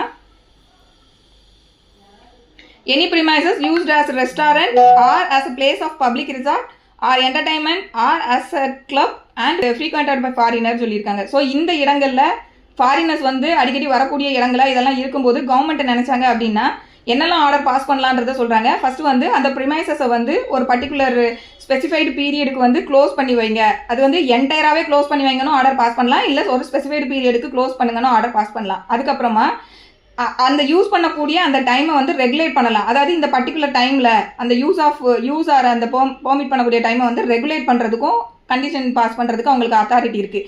தென் அதுக்கப்புறமா வந்து அந்த இடத்துக்குள்ள அட்மிஷனை வந்து பர்டிகுலர் இந்த ஃபாரினர் தொடர்பு பட்டு, அது ஜென்ரலாக இருக்கலாம், இல்லை நேம் இந்த பர்டிகுலர் ஃபாரினர் எப்படி வேணா இருக்கலாம், அவங்களோட அட்மிஷனை வந்து நீங்கள் போடக்கூடாது அப்படின்னு சொல்லி ரெஃப்யூஸ் டு அட்மிஷனும் வந்து ஆர்டர் பாஸ் பண்ணுறதுக்கு உங்களுக்கு பவர் இருக்குது. இது எல்லாமே 7A வந்து கிளாஸ் 1ல் சொல்லியிருக்கக்கூடிய விஷயம். தென் கிளாஸ் 2ல் வந்து என்ன சொல்கிறாங்க அப்படின்னா, இப்போ வந்து ஒரு பர்டிகுலர் ரெஸ்டாரண்ட்டு அந்த ரெஸ்டாரண்ட்டோட கீப்பர் யாரோ அவங்களுக்கு இந்த ஆர்டர் பாஸ் பண்ணியிருக்காங்க அப்படின்னு சொல்லும்போது, கீப்பர்னு சொல்லும்போது யார் who is having the control, அதை ஞாபகம் வச்சுக்கோங்க. ஸோ இந்த மாதிரி ஒரு பர்டிகுலர் கண்ட்ரோல் இருக்கக்கூடிய ஒரு ஓனருக்கு அகேன்ஸ்டாக வந்து இந்த ஆர்டர் பாஸ் பண்ணியிருக்காங்கன்னு சொல்லும்போது, இந்த ஓனர் உடனே என்ன பண்ணுவாங்க, ஓகே இந்த இடத்துக்கு இதை நான் ஆர்டர் பாஸ் பண்ணியிருக்கீங்க, எனக்கு நிறைய ஃபாரின் கிளைண்ட்ஸ் இருக்காங்க, நான் எந்த இடத்துக்கு போனாலும் அவங்க வந்துருவாங்க என்னோட சர்வீஸ்க்கு அப்படின்னு சொல்லிட்டு இன்னொரு இடத்துல போயிட்டு இவர் உடனே இன்னொரு ரெஸ்டாரண்ட்டை ஆரம்பிக்கக்கூடாது. அதுதான் வந்து அடுத்த கிளாஸ் 2ல் சொல்கிறாங்க. அப்படி அவங்க ஆரம்பிக்கணும் அப்படின்னா அதுக்கு ப்ரையர் பெர்மிஷன் வந்து அந்த ஆத்தரைஸ்டு பர்சன் கிட்ட இருந்து வாங்கிட்டு அதுக்கப்புறமா தான் அவங்க அந்த இன்னொரு ப்ரிமைசஸில் வந்து அவங்க அதை எக்ஸ்டெண்ட் பண்ண முடியும். ஸோ இது வந்து கிளாஸ் 2ல் சொல்லியிருக்காங்க. அதாவது டைரெக்டாக ஒரு விஷயத்த செய்யக்கூடாதுன்னு பார் இருக்கும்போது அதை நான் இன்டைரக்டாக இன்னொரு வழியில் செய்கிறேன் அப்படின்னு நீங்கள் போகக்கூடாது, அது சொல்லக்கூடியது கிளாஸ் 2. தென் கிளாஸ் 3ல் என்ன சொல்கிறாங்க அப்படின்னா, சப்போஸ் இந்த மாதிரியான ஒரு ஆர்டரை வந்து பாஸ் பண்ணும்போது அதில் பாதிக்கப்படக்கூடிய இந்த அக்ரீவ்டு நபர் இருக்காங்க இல்லையா, அவங்க நினச்சாங்கன்னா 30 டேஸுக்குள்ளே அவங்க அப்பீல் வந்து ப்ரிஃபர் பண்ண முடியும். அப்பீல் வந்து சென்ட்ரல் கவர்மெண்ட்டுக்கு வந்து ப்ரிஃபர் போகலாம் அப்படின்னு சொல்லக்கூடியது கிளாஸ் 3. ஸோ இதெல்லாமே வந்து செக்ஷன் 7A வந்து இருக்கக்கூடிய விஷயங்கள். தென் 8ல் வந்து டிட்டர்மினேஷன் ஆஃப் நேஷனாலிட்டி. ஏன்னா இப்போ வந்து ஃபாரினர்ஸ் ஆக்ட்னு சொல்லும்போது ஃபாரினர் யாரை வந்து ஃபாரினர்னு சொல்கிறாங்க, இந்தியன் சிட்டிசனாக இல்லாத எல்லாருமே ஃபாரினர் அப்படின்னு தானே டெஃபினிஷனில் சொல்கிறாங்க. Who is not a citizen of இந்தியான்னு சொல்லிட்டாங்க. இப்போ சில டைமில் என்ன மாதிரி சூழ்நிலைகள் வரும் அப்படின்னு பார்த்தோம்னா, டியூவல் நேஷனாலிட்டி இருக்கும், அன்சர்டைன் நேஷனாலிட்டி இருக்கும், சில பேர் ஸ்டேட்லெஸ்ஸாகவே இருப்பாங்க, அவங்களுக்கு ஒரு நேஷனாலிட்டியே இல்லாத நபர்கள் கூட இருப்பாங்க. நேஷனாலிட்டினா இப்போ சில நம்ம அகதிகள்லாம் சொல்கிறோம் இல்லையா, அந்த நாட்டிலையும் அலோவ் பண்ணியிருக்க மாட்டாங்க, அடைக்கலம் தேடி இன்னொரு நாடுகளுக்கு வந்திருப்பாங்க, அந்த அடைக்கலம் கொடுக்கக்கூடிய நாடும் அவங்களுக்கு நேஷனாலிட்டியை கொடுத்துருக்க மாட்டாங்க. ஸோ இது மாதிரி ஸ்டேட்லெஸ் பீப்புளும் இருக்காங்க. ஸோ இந்த மாதிரி வெரைட்டி ஆஃப் பீப்புள்ஸ் இருக்கும்போது எப்படி உங்களோட நேஷனாலிட்டியை டிட்டர்மைன் பண்ணுறது, அப்போ தான் நம்ம இந்த ஆக்டை வந்து அவங்களுக்கு அப்ளை பண்ண முடியும் இல்லையா. ஸோ அதை பற்றி பேசக்கூடியது தான் இந்த செக்ஷன் 8. ஸோ டிட்டர்மினேஷன் ஆஃப் நேஷனாலிட்டியில் என்ன சொல்கிறாங்க அப்படின்னா, when a foreigner is recognized as a nationality by the law of more than one foreign country. So ஒரு நாடுகளுக்கு மேலே மோர் தென் ஒன் கண்ட்ரியோட நேஷனாலிட்டி வந்து அவங்க வச்சிருக்காங்க அப்படின்ற பட்சத்தில், R per for any reason it is uncertain what nationality if any is to be ascertained to a foreigner. அவர் வந்து எந்த நேஷனாலிட்டி உள்ளவர்ன்றதே தெரியல, அன்சர்டனாக இருக்குது. ஸோ இப்படி இருந்தாலும் சரி. தென் அடுத்து என்ன சொல்கிறாங்க அப்படின்னா, be treated as the national of the country with which he appears to be prescribed authority to be most closely connected for the time being interest of sympathy அப்படின்னு சொல்கிறாங்க. இதில் இந்த வேர்டு ரொம்ப முக்கியம். Most closely connected for the time being in interest or sympathy அப்படின்னு சொல்லும்போது இதை வந்து எப்படி அவங்க எடுக்கிறாங்க அப்படின்னா, எந்த விஷயங்களெல்லாம் இதை டிட்டர்மைன் பண்ணுறதுக்கு கணக்கு எடுப்பாங்கன்னா, பிளேஸ் ஆஃப் ஹேபிச்சுவல் ரெசிடென்ஸ். ஏன்னா அவர் வந்து மோர் தென் ஒன் சிட்டிசன்ஷிப், மோர் தென் ஒன் நேஷனாலிட்டியை வந்து அவர் வச்சிருக்காரு. அப்படி இல்லாட்டி அன்சர்டைனாக இருக்குது அந்த நபருக்கு, அவர் எந்த நாட்டில் உள்ளவரும் அன்சர்டன். அப்போ இதை வந்து அவரோட நேஷனாலிட்டியை டிசைட் பண்ணுறதுக்கு இது வந்து ஃபேக்சுவலாக தான் முடிவு பண்ணுறாங்க. இது வந்து சட்டம் இதை தான் அப்படின்னு சொல்லலை, இது ஃபேக்சுவலாக டிசைட் பண்ண வேண்டிய ஒரு விஷயம். இந்த ஃபேக்சுவலாக அவங்க டிசைட் பண்ணும்போது எதெல்லாம் அவங்க கன்சிடரேஷனுக்கு எடுக்கணும் அப்படின்றது பார்த்தோம்னா, ஹேபிச்சுவல், அவங்களோட பிளேஸ் ஆஃப் ஹேபிச்சுவல் ரெசிடென்ஸ், அப்படி இல்லாட்டி ஃபேமிலி அண்ட் சோஷியல் டைஸ், அவங்களோட ஃபேமிலி அண்ட் சோஷியல் டை எந்த நாட்டில் வச்சுருக்காங்களோ அது, அப்படி இல்லாட்டி பிஸ்னஸ் ஆர் எம்ப்ளாய்மெண்ட் இன்ட்ரெஸ்ட், இவங்களோட பிஸ்னஸ் அண்ட் எம்ப்ளாய்மெண்ட் இன்ட்ரெஸ்ட் எந்த நாட்டில் இருக்கோ அது, தென் அவங்களோட லாங்குவேஜ், கல்ச்சர், தென் அதுக்கப்புறம் வந்து country to which he ordinarily returns, எந்த கண்ட்ரிக்கு அடிக்கடி. ஏன்னா இங்கே எதுவுமே சட்டைனா அவர் எந்த நாடுன்னு சொல்ல முடியல. அப்போது இந்த விஷயங்கள் எல்லாம் வச்சு அவரோட நேஷனாலிட்டியை டிசைட் பண்ணலாம் அப்படின்னு ஃபர்ஸ்ட் பார்ட்டில் சொல்கிறாங்க. இதை தான் வந்து இந்த most closely connected for the time being in interest or sympathy அப்படின்னு சொல்லக்கூடியதுக்கு வந்து இந்த விஷயத்தை டிசைட் பண்ணுறதுக்கு இதெல்லாம் நம்ம கன்சிடரேஷனுக்கு எடுக்கலாம்னு சொல்லக்கூடியது இந்த ஃபேக்ட்ஸ் எல்லாம். தென் அடுத்து or if he is of uncertain nationality of the country which he has last so connected. இதுவுமே வந்து லாஸ்ட்டாக அவர் வந்து எந்த நாட்டோட கனெக்டடாக இருக்காரோ அதை வச்சு டிசைட் பண்ணணும். இதுவுமே அந்த ஸோ கனெக்டட்னு சொல்லும்போது இப்போ நம்ம பார்த்த இதே விஷயங்கள் தான். ஸோ அவரோட இன்ட்ரெஸ்ட் அண்ட் சிம்பதி இதை பொறுத்து என்ன எதோட ஒரு கனெக்டடாக இருக்காருன்னு திருப்பியும் நம்ம டிசைட் பண்ணுறதுக்கு இந்த விஷயங்களை தான் பார்க்கணும். பிளேஸ் ஆஃப் ஹேபிச்சுவல் ரெசிடென்ஸு, அவரோட சோஷியல் டை எங்கே இருக்குது, பிஸ்னஸ் எம்ப்ளாய்மெண்ட்டு, அவரோட லாங்குவேஜ், இதெல்லாம் வச்சு டிசைட் பண்ணணும். தென் அடுத்து கிளாஸ் 2 பொறுத்த வரைக்கும் டிஃபால்ட் சிட்டிசன்ஷிப் பை பர்த் எடுக்கிறத பற்றி சொல்கிறாங்க. ஸோ ஃபஸ்ட்டு பொறுத்த வரைக்கும் மோர் தென் 1 நேஷனாலிட்டி இல்லைனா அன்சர்டனாக இருக்குங்கிறது கிளாஸ் 1. கிளாஸ் 2ல் பை பர்த்தே வந்து ஒரு சிலருக்கு வந்து இப்போ வந்து உதாரணத்துக்கு நம்ம எடுத்துக்கிட்டோம்னா, இப்போ இந்தியன் பேரண்ட்ஸுக்கு வந்து அமெரிக்காவில் வந்து ஒரு குழந்தை பிறக்காங்க அப்படின்னா, அமெரிக்காவை பொறுத்த வரைக்கும் அமெரிக்கன் சாயிலில் அந்த நிலத்தில் ஒரு குழந்தை பிறந்தாலே அவங்களுக்கு அமெரிக்கன் சிட்டிசன்ஷிப் வந்துடும். பட் இந்தியா வந்து டியூவல் சிட்டிசன்ஷிப்பை அக்செப்ட் பண்ண மாட்டாங்க அவங்க. அப்போ ஆனால் அமெரிக்காவில் இப்போ அவருக்கு வந்து அந்த நேஷனாலிட்டி வந்து அவங்களுக்கு அங்கே வந்துருச்சு. அவங்க பேரண்ட்ஸ் வந்து இங்கே இருக்கிறதுனால இந்த நம்ம இந்தியன் நேஷனாலிட்டியும் அவங்களுக்கு வரும். ஆனால் இந்தியா 2 நேஷனாலிட்டியை வந்து அக்செப்ட் பண்ணுவாங்களான்னா பண்ண மாட்டாங்க. ஸோ இந்த மாதிரியான சூழ்நிலைகள்லாம் வரும்போது இந்த இதில் என்ன, இந்த கிளாஸ் 2 பொறுத்த வரைக்கும் என்ன பண்ணுறாங்க அப்படின்னா, a decision as to nationality given under subsection 1 provided, class 2 illa provided that where a foreigner acquired a nationality by birth, he shall, except where the central government so directs, either generally or in a particular case, be deemed to retain that nationality unless he proves to the satisfaction of the said authority that he has subsequently acquired by naturalization or otherwise some other nationality and still recognized as entitled to protection by the government of the country whose nationality he has so acquired அப்படின்னு சொல்கிறாங்க. So provided கிளாஸில் என்ன பண்ணுறாங்கன்னா, டிஃபால்ட்டாகவே by birth உங்களுக்கு எந்த nationality வருதோ அதை வந்து டிஃபால்ட்டாகவே நேஷனாலிட்டியை வந்து அதை எடுத்துப்பாங்க. சப்போஸ் அந்த பர்டிகுலர் நம்பர் இப்போ நான் இந்தியன் பேரண்ட்ஸுக்கு பிறந்த அமெரிக்காவில் பிறந்த குழந்தைய சொல்கிறோம் இல்லையா, இப்போ இந்த குழந்தை அடல்ட் ஆனதுக்கு அப்புறமா இல்லை எனக்கு அமெரிக்கன் சிட்டிசன்ஷிப் வேண்டாம் அப்படின்னு சொல்லும்போது அவங்க அதை வெய்வர் பண்ணிவிட்டு அவங்க இங்கே, ஏன்னா அவங்களுக்கு இந்தியன் சிட்டிசன்ஷிப்பும் ஏன்னா அவங்களோட தாய் தந்தையர் இங்கேங்கிறதுனால அதுக்கும் அவங்களுக்கு உரிமை இருக்குது. அப்போ அவங்க நமக்கு இங்கே பர்டிகுலராக நம்ம எம்பசியில் வந்து அவங்களோட பிறப்பை வந்து கரெக்டாக பதிவு பண்ணி அந்த நாட்டு சிட்டிசன்ஷிப்பை வந்து அவங்க வெய்வர் பண்ணுறாங்கன்ற பட்சத்தில் ஆப்வியஸாக அவங்க நம்ம நாட்டு சிட்டிசன்ஷிப்பை அக்செப்ட் பண்ண முடியும். ஸோ அப்போ இங்கே என்ன சொல்கிறாங்கன்னா, ஃபஸ்ட்டு பை பர்த் அவங்களுக்கு எந்த நேஷனாலிட்டியோ அதை எடுத்துக்கலாம். அதுதான் வந்து டிஃபால்ட் அவங்களோட நேஷனாலிட்டி.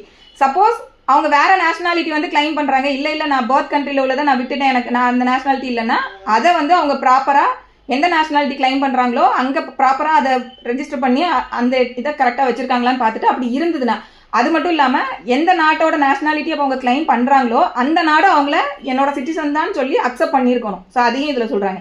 ஸோ இப்போ நம்ம நாடு அவங்கள ஆமாம் ஓகே நான் இந்தியன் சிட்டிசனாக அக்செப்ட் பண்ணிக்கிறேன்னு சொல்லி ஏற்றுறாங்கன்னா இந்த இடத்துல அவங்க நான் இந்தியன் சிட்டிசன் தான் அப்படின்னு சொல்லி அவங்க கிளைம் பண்ண முடியும். ஸோ இதுதான் வந்து இந்த ப்ரொவைடரில் சொல்லியிருக்காங்க. ஸோ இந்த டிஃபால்ட் சிட்டிசன்ஷிப் பை பர்த் அப்படின்னு சொல்லும்போது இதை வந்து ஜஸ் சோலி அப்படின்னு லாட்டினில் சொல்லுவாங்க. JUSSOLI இது என்னன்னா ரைட் ஆஃப் தி சாயில் அப்படின்றது அர்த்தம். ஸோ அந்தந்த மண்ணில் பிறந்தவங்களுக்கு அந்தந்த மண்ணில் இருக்கக்கூடிய உரிமை அந்த மாதிரியான ஒரு வார்த்தை. ஸோ ரைட் ஆஃப் தி சாயில்னு சொல்லக்கூடியது. தென் இது கிளாஸ் 2ல் வந்து என்ன சொல்கிறாங்க அப்படின்னா, இப்போ நம்ம இந்த செக்ஷன் 8ல் கிளாஸ் 1 அண்ட் ப்ரொவைடரில் வந்து நேஷனாலிட்டியை டிசைட் பண்ணுறாங்க இல்லையா, இந்த மெத்தடில் டிசைட் பண்ணக்கூடிய இந்த நேஷனாலிட்டி இது வந்து ஃபைனல் அப்படின்றது கிளாஸ் 2ல் வந்து சொல்லியிருக்காங்க. ஸோ இதை வந்து எந்த ஒரு கோர்ட் ஆஃப் லாவிலையும் வந்து கொஸ்டின் பண்ண முடியாது அப்படிங்கிறதையும் சொல்லியிருக்காங்க. தென் சப்போஸ் அடுத்து ஃபர்தர் ப்ரொவைடரில் என்ன சொல்கிறாங்கன்னா, சென்ட்ரல் கவர்மெண்ட் வந்து either of its own motion or on an application by the foreigner concerned may revise any such decision. So ஏற்கனவே இந்த மாதிரி இந்த நேஷனாலிட்டி தொடர்பு பட்டு சென்ட்ரல் கவர்மெண்ட் டிசைட் பண்ணினதை இந்த பர்டிகுலர் பர்சன் வந்து அப்ளிகேஷன் கொடுத்து மாற்ற சொல்லி கேட்குறாங்கன்னா government can do it. But court of லாவில் போயிட்டு ஏற்கனவே கவர்மெண்ட் டிசைட் பண்ணினதை சேலஞ்ச் பண்ண முடியாது. இதெல்லாம் வந்து செக்ஷன் 8ல் சொல்லியிருக்காங்க. தென் செக்ஷன் 9 பொறுத்த வரைக்கும் burden of proof. Burden of proof பொறுத்த வரைக்கும் ஒரு நபர் வந்து ஒரு ஃபாரின் நேஷனல் தானா அப்படின்னு சொல்லக்கூடியதை, இல்லை ஒரு கிளாஸஸ் ஆஃப் ஃபாரின் நேஷனலில் வராரா, இல்லை ஒரு டிஸ்கிரிப்ஷன் ஆஃப் ஃபாரின் நேஷனல். தனி நபரை பொறுத்த வரைக்கும் இவர் ஒரு பர்டிகுலராக இந்த நாடு தானே ஒரு இண்டிவிஜுவலை நம்ம பார்த்துடலாம். கிளாஸ் ஆர் டிஸ்கிரிப்ஷன் அப்படின்னு சொல்லும்போது இப்போ இமிகிரண்ட்டை எல்லாத்தையுமே நம்ம ஒரு இல்லீகல் இமிகிரண்ட்டை எல்லாத்தையுமே வந்து நம்ம ஒரு கிளாஸாக கன்சிடர் பண்ணலாம். அதே போல் ரெஸ்ட்ரிக்டட் ஃபாரினர்ஸ் எல்லாத்தையுமே ஒரு கிளாஸாக எடுத்துக்கலாம். ஸோ இந்த மாதிரி ரெஃப்யூஜிஸ் எல்லாம் ஒரு கிளாஸாக எடுத்துக்கலாம். ஸோ இந்த மாதிரி எந்த மெத்தடாக இருந்தாலும் சரி, எந்த நபர் வந்து நான் இந்த ஃபாரினர் நான் இந்த நாட்டை சார்ந்தவன் இல்லை நான் இந்த கிளாஸ் ஆஃப் இதுக்குள்ளே நான் வரல அப்படின்னு சொல்லி யார் கிளைம் பண்ணுறாங்களோ அவங்க தான் ப்ரூவ் பண்ணணும். எவிடன்ஸ் ஆக்டில் என்ன சொல்லியிருந்தாலும் அதை பற்றி கவலை கிடையாது. பேர்டன் வந்து ரிவர்ஸ் பேர்டன் அவங்ககிட்ட தான் இருக்குது. உதாரணத்துக்கு என்ன சொல்ல வராங்கன்னா, இவர் இப்போ கவர்மெண்ட் வந்து ஒருத்தரை வந்து ஃபாரினராக ஒருத்தரை ட்ரீட் பண்ணி நீ வந்து அயல்நாட்டுக்காரர், நீ இந்தியாவுக்குள்ள இருக்கக்கூடாதுன்னு சொல்லி அவங்களை டிபார்ட் பண்ணுறாங்கன்னு ஒரு ஆர்டர் பாஸ் பண்ணும்போது அவர் இல்லை நான் அந்த அதாவது இல்லீகல் இமிகிரண்ட்ன்ற ஒரு கண்டிஷனுக்கு கீழே அவங்கள வெளியில் அனுப்புறாங்கன்னு வச்சுக்கிடுவோமே. அப்போ அவர் வந்து நான் இந்த இல்லீகல் இமிகிரண்ட்ன்ற கிளாஸ்க்குள்ள நான் வரல அப்படின்னு சொன்ன டிஃபெண்ட் பண்ணுறாருன்னா வரலன்றதை அவர் எந்த இதுக்குள்ள எந்த நேஷனாலிட்டியில் வராருன்றதெல்லாம் அவரு தான் வந்து ப்ரூவ் பண்ணிக்கணுமே தவிர்த்துட்டு கவர்மெண்ட்டுக்கு எந்த பார்டனும் கிடையாது. ஸோ அதை தான் சொல்லக்கூடியது ரிவர்ஸ் பார்டன். இது வந்து அந்த பர்சன் கிட்ட கன்சர்ன் பர்சன் தான் ப்ரூவ் பண்ணிக்கணும். தென் இது வந்து செக்ஷன் 9. தென் செக்ஷன் 10 வந்து omitted. Then section 11 power to give effect to order description எக்ஸெட்ராவை பொறுத்த வரைக்கும் இந்த சட்டத்தை பொறுத்த வரைக்கும் இந்த இந்த இப்போ நம்ம பார்த்த விஷயங்கள் தொடர்புப்பட்ட விஷயங்கள் ஆர்டர் எல்லாமே பாஸ் பண்ணுறதுக்கு கவர்மெண்ட் வந்து யாரை ஆத்தரைஸ் பண்ணியிருக்காங்களோ அவங்க வந்து எல்லா விதமான ஆர்டர்ஸையும் வந்து பாஸ் பண்ண முடியும் அப்படிங்கிறதெல்லாம் சொல்லியிருக்காங்க. அது நமக்கு அவ்வளோவா எக்ஸாம் பாயிண்ட் ஆஃப் வியூவில் வந்து அவ்வளோவா தேவைப்படாது. ஜஸ்ட் ரீட் மட்டும் பண்ணிக்கோங்க.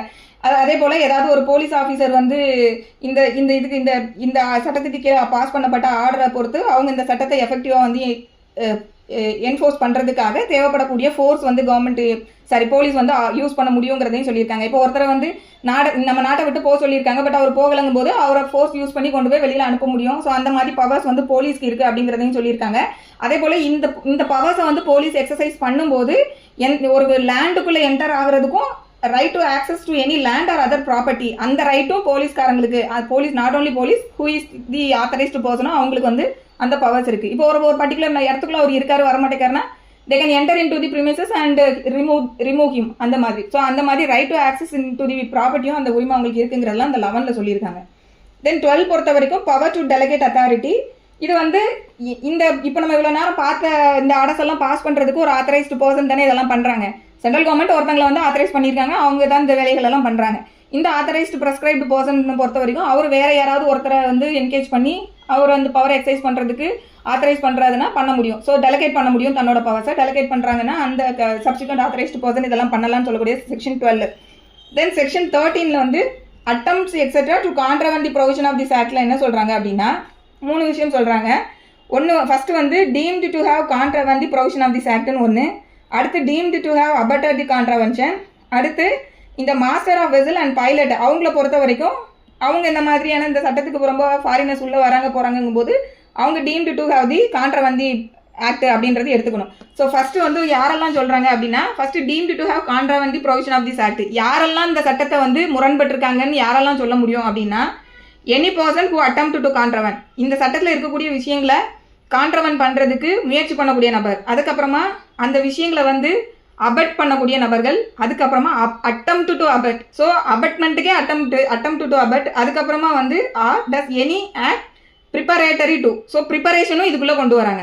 ஸோ இந்த சட்டத்தில் இருக்கக்கூடிய ப்ரொவிஷன்ஸை வயலேட் பண்ணுறதுக்கு கான்ட்ராவெண்ட் பண்ணுறதுக்கு அட்டெம்ப்ட் பண்ணக்கூடியவங்க, அபட் பண்ணக்கூடியவங்க, அட்டெம்ப்ட் டு அபட் பண்ணக்கூடியவங்க, இல்லை ப்ரிப்பரேஷன் பண்ணக்கூடியவங்க, இவங்க எல்லாரையுமே இன்னொன்று இந்த சட்டத்துக்கு கீழே பாஸ் பண்ணப்பட்ட ஆர்டர்ஸ் இருக்கு இல்லையா. இப்போ நம்ம மேலே கவர்மெண்ட் இவ்வளோ ஆர்டர்ஸ் பாஸ் பண்ணலான்னு பார்க்குறோம். இந்த ஆர்டர்ஸை வந்து failure to comply the direction or order இதெல்லாம் பண்ணக்கூடியவங்களை சட்டம் என்னவா கருதும்னா deemed to have கான்ட்ராவெண்ட் the provision of act அப்படின்னு சட்டம் எடுத்துக்குது. இது வந்து ஃபர்ஸ்ட் பார்ட். செகண்ட் பார்ட்டில் என்ன சொல்கிறாங்க அப்படின்னா எந்தெந்த நபர்கள்லாம் வந்து இந்த சட்டத்து இப்போ இவங்கெல்லாம் கான்ட்ராவெண்ட் பண்ணுனாங்கன்னு எடுக்கிறாங்க இல்லையா, டீமிங் ப்ரொவிஷன் கொடுக்காங்க. இந்த மாதிரி டீம்டு டு கான்ட்ராவெண்ட் சொல்லக்கூடிய இந்த நபர்களுக்கு அசிஸ்ட் பண்ணக்கூடியவங்க, தெரிஞ்சே நோயிங் ஃபுல்லாக வந்து ரீசன் டு பிலீவ் இருந்தே இந்த மாதிரி கான்ட்ராவெண்ட் ஆகக்கூடிய நபர்களுக்கு போயிட்டு உதவி பண்ணக்கூடிய நபர்கள் அவங்க எல்லாருமே வந்து என்னவா கருதப்படுவாங்க அப்படின்னா உதவி எதுக்காக அப்படின்னா interfere with his arrest, trial or punishment for the said contravention. இந்த கான்ட்ராவென்ஷன் அவங்க பண்ணினதுக்காக அவங்க மேலே ஒரு ட்ரையலோ இல்லை ஒரு பனிஷ்மெண்ட்டோ ஒரு அரெஸ்ட்டோ வந்து நடக்க விடாமல் தடுக்கிறதுக்காக உதவி பண்ணக்கூடிய நபர்கள் இவங்களெல்லாம் என்னவா டீம் பண்ணுவாங்கன்னா deemed to have abetted the contravention. So இது செகண்ட் பார்ட்டு. தேர்ட் பார்ட்டில் என்ன சொல்கிறாங்க அப்படின்னா இந்த வெசலோட மாஸ்டர் அண்ட் ஏர்கிராஃப்டோட பைலட்டு இவங்க வந்து ஏதாவது ஒரு இந்த சட்டத்தோட இப்போ கான்ட்ராவென்ட் பண்ண நபர்கள் பார்க்கலையா, இந்த கான்ட்ராவென்ஷன் கமிட் பண்ணக்கூடிய ஏதாவது ஆர்டர் வந்து கான்ட்ராவென்ட் டைரக்ஷனையோ ஆர்டர்ஸையோ கான்ட்ராவென்ஷன் சொல்லும்போது இந்த செக்ஷன் பைலட் அண்ட் மாஸ்டரை பொறுத்த வரைக்கும் எக்ஸ்க்ளூசிவாக செக்ஷன் 3 சொல்கிறாங்க. செக்ஷன் 3க்கு கீழே உள்ள பாஸ் பண்ணப்பட்ட ஆர்டர்ஸை வந்து கான்ட்ராவென்ட் பண்ணின நபர்களை இந்த வெசலர் வெஹிக்கிளில் அவங்க வந்து ஏதோ கேரி பண்ணுறாங்க, எடுத்துகிட்டு போகிறாங்க வராங்கன்னு சொல்லும்போது அவங்கள என்னவா கருதணும் அப்படின்னா deemed to have கான்ட்ராவெண்ட் the provision. அந்த மாஸ்டர் ஆர் பைலட்டும் அவங்க இந்த சட்டத்தோடது வந்து கான்ட்ராவெண்ட் பண்ணியிருக்காங்க டீமிங் பண்ணிக்கிடணும். ஸோ லீகல் ஃபிக்ஷன் இந்த 3 இடத்துல இருக்குது. ஸோ அவங்கள பொறுத்த வரைக்கும் அவங்க வந்து நாங்கள் எல்லா டியூ டெலிஜென்ஸ் வந்து இந்த கான்ட்ரவென்ஷனை தடுப்பதற்கான எல்லா நடவடிக்கையும் நாங்கள் எடுத்திருந்தோம் அப்படின்ற மாதிரி அவங்க ப்ரூவ் பண்ணினாங்கன்னா அவங்க வந்து இந்த லைபிலிட்டிலேருந்து எஸ்கேப் ஆகலாம். அன்லெஸ் அண்ட் அன்டில் அவங்களும் வந்து they are deemed to contravene the provision, contravene this act அப்படிங்கிறது கிளாஸ் 3ல. ஸோ இதெல்லாம் சொல்லக்கூடியது செக்ஷன் 13. இன்னும் ஒரு 4 வெறும் பனிஷ்மெண்ட் மட்டும்தான். 14 என்னன்னா penalty for contravention of provision of this act.